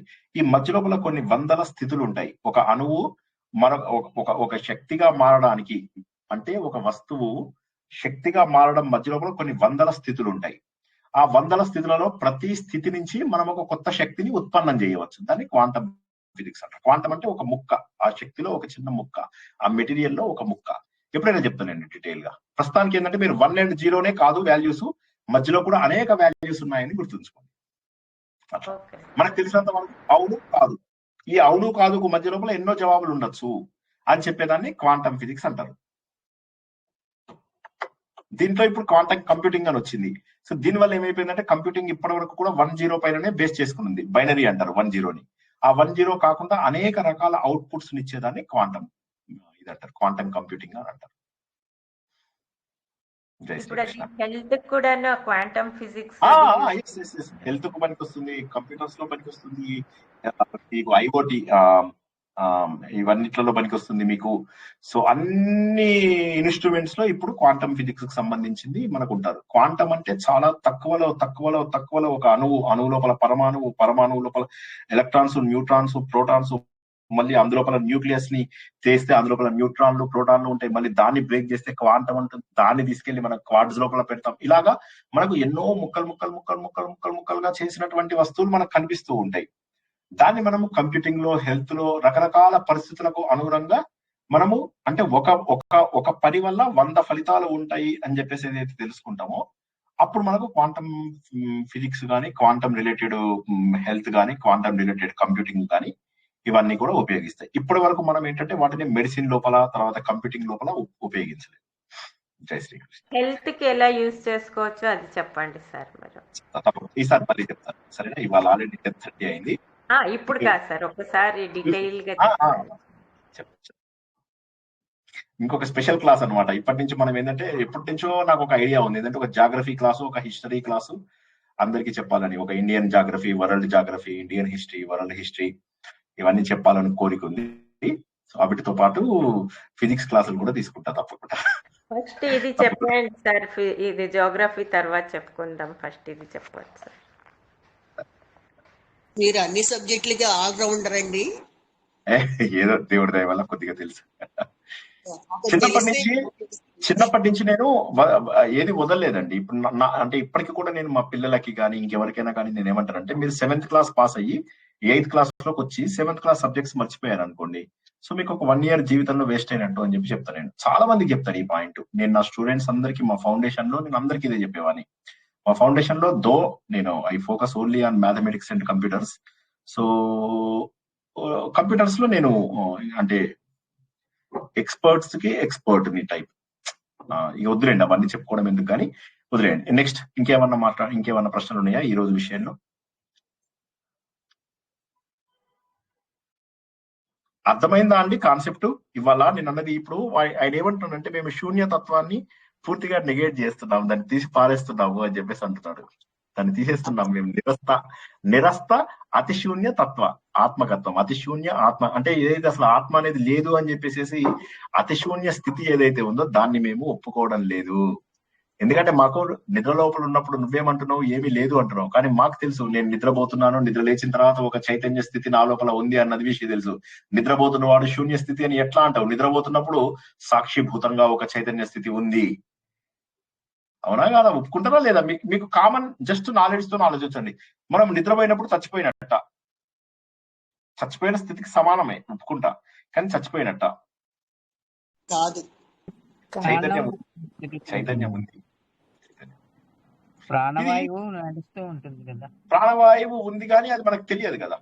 మనకు శక్తి ఇది, మనకు శరీరం లోపల మనకు మనస్సు పనిచేయదు, ఇంద్రియాల మిగతా వాటితో సంబంధం లేకుండా మనం ఉన్నాము అంటే that it self shows like like మనము శరీరం కాదు, మనస్సు కాదు. మరి శరీరం మనసు కానప్పుడు నేను ఎవరిని అంటే ఏదో ఒక చైతన్యం ఉండి తీరాలి, సాక్షిభూతంగా ఉన్నటువంటి ఒక చైతన్యం ఉండాలి. ఆ చైతన్యమే మనకు తురియ అవస్థ లోపల కనిపిస్తుంది. కానీ తురియ అవస్థలో ఏముంటుంది? నేనున్నాను అన్నటువంటి స్థితి తెలుస్తుంది. దానికంటే కూడా దాటిపోయినటువంటి తర్వాత వచ్చేదాన్ని తురియ అతీత స్థితి అని చెప్పి మనం మొన్న తురియ అతీత ఉపనిషత్తు లోపల తెలుసుకున్నాం. ఎనివే రేపు మళ్ళీ మనకు భజగోవిందం ఉంది. ఇవాళది ఏదైనా ప్రశ్న ఉంటే అడగండి. అంటే చాలా బ్యూటిఫుల్ సీక్వెన్స్ లో వస్తున్నాం మనం, మీకు అది అర్థం కావాలి. మీకు 10వ శ్లోకం అయిపోయేసరికి ఈ కాన్సెప్ట్స్ అన్ని క్లియర్ గా ఉంటే ఆత్మబోధ స్టార్ట్ చేస్తాం. శంకరాచార్యదే ఇమీడియట్ గా మనం ఆత్మబోధ ప్రారంభించుకోబోతున్నాం. నిర్వాణ దశకం అయిపోగానే నిర్వాణ షట్కం చెప్తానని అన్నట్టున్నాను, కానీ గ్రూప్ లో ఆల్రెడీ నేను ఆత్మబోధ అని పెట్టాను, కాబట్టి ఆత్మబోధ కంటిన్యూ చేద్దాం. 10 శ్లోకాలంటే కనీసం ఒక 10 వారాలు పడుతుంది. సార్ మీరు మస్తు స్లో తీసుకుపోతున్నారు సార్, ఒక్కొక్క శ్లోకం 5-5 నిమిషాలు. ఏడుకెళ్ళి వచ్చింది సార్, మీరు ఫట్ చెప్పేయాలి అంతే. నేను తల్లి కాదు, నేను తండ్రి కాదు, నేను లోకం కాదు, దేవుళ్ళు కాదు, యజ్ఞం కాదు, తీర్థం కాదు, అవి కాదు, నేను శూన్యాన్ని వ్యతిరేకించేటటువంటి నేను ఏది కాదు, మిగిలింది ఒకటే నేను అంటే ఒకటే బస్ తదేకో వశిష్ఠ శివ కేవలోహం. అదే ఉంది యాక్చువల్ గా. మీరు అన్నమాట కరెక్ట్ మణి గారు, మీరు అన్నది కరెక్ట్. ఎందుకంటే ప్రతి శ్లోకం చివర అదే ఉంది. ఎక్కడ మర్చిపోతే ఎవడన్నా మధ్యలో వెళ్ళిపోతాడేమో అని చెప్పి ఆయన పాపం ప్రతి శ్లోకం తర్వాత తదేకో వశిష్ఠ శివ కేవలోహం. నిర్వాణ షట్కంలో ఏముంటుంది చెప్పండి? ఇది నిర్వాణ దశకంలో. నిర్వాణ షట్కంలో ఏముంటుంది? శివోహం శివోహం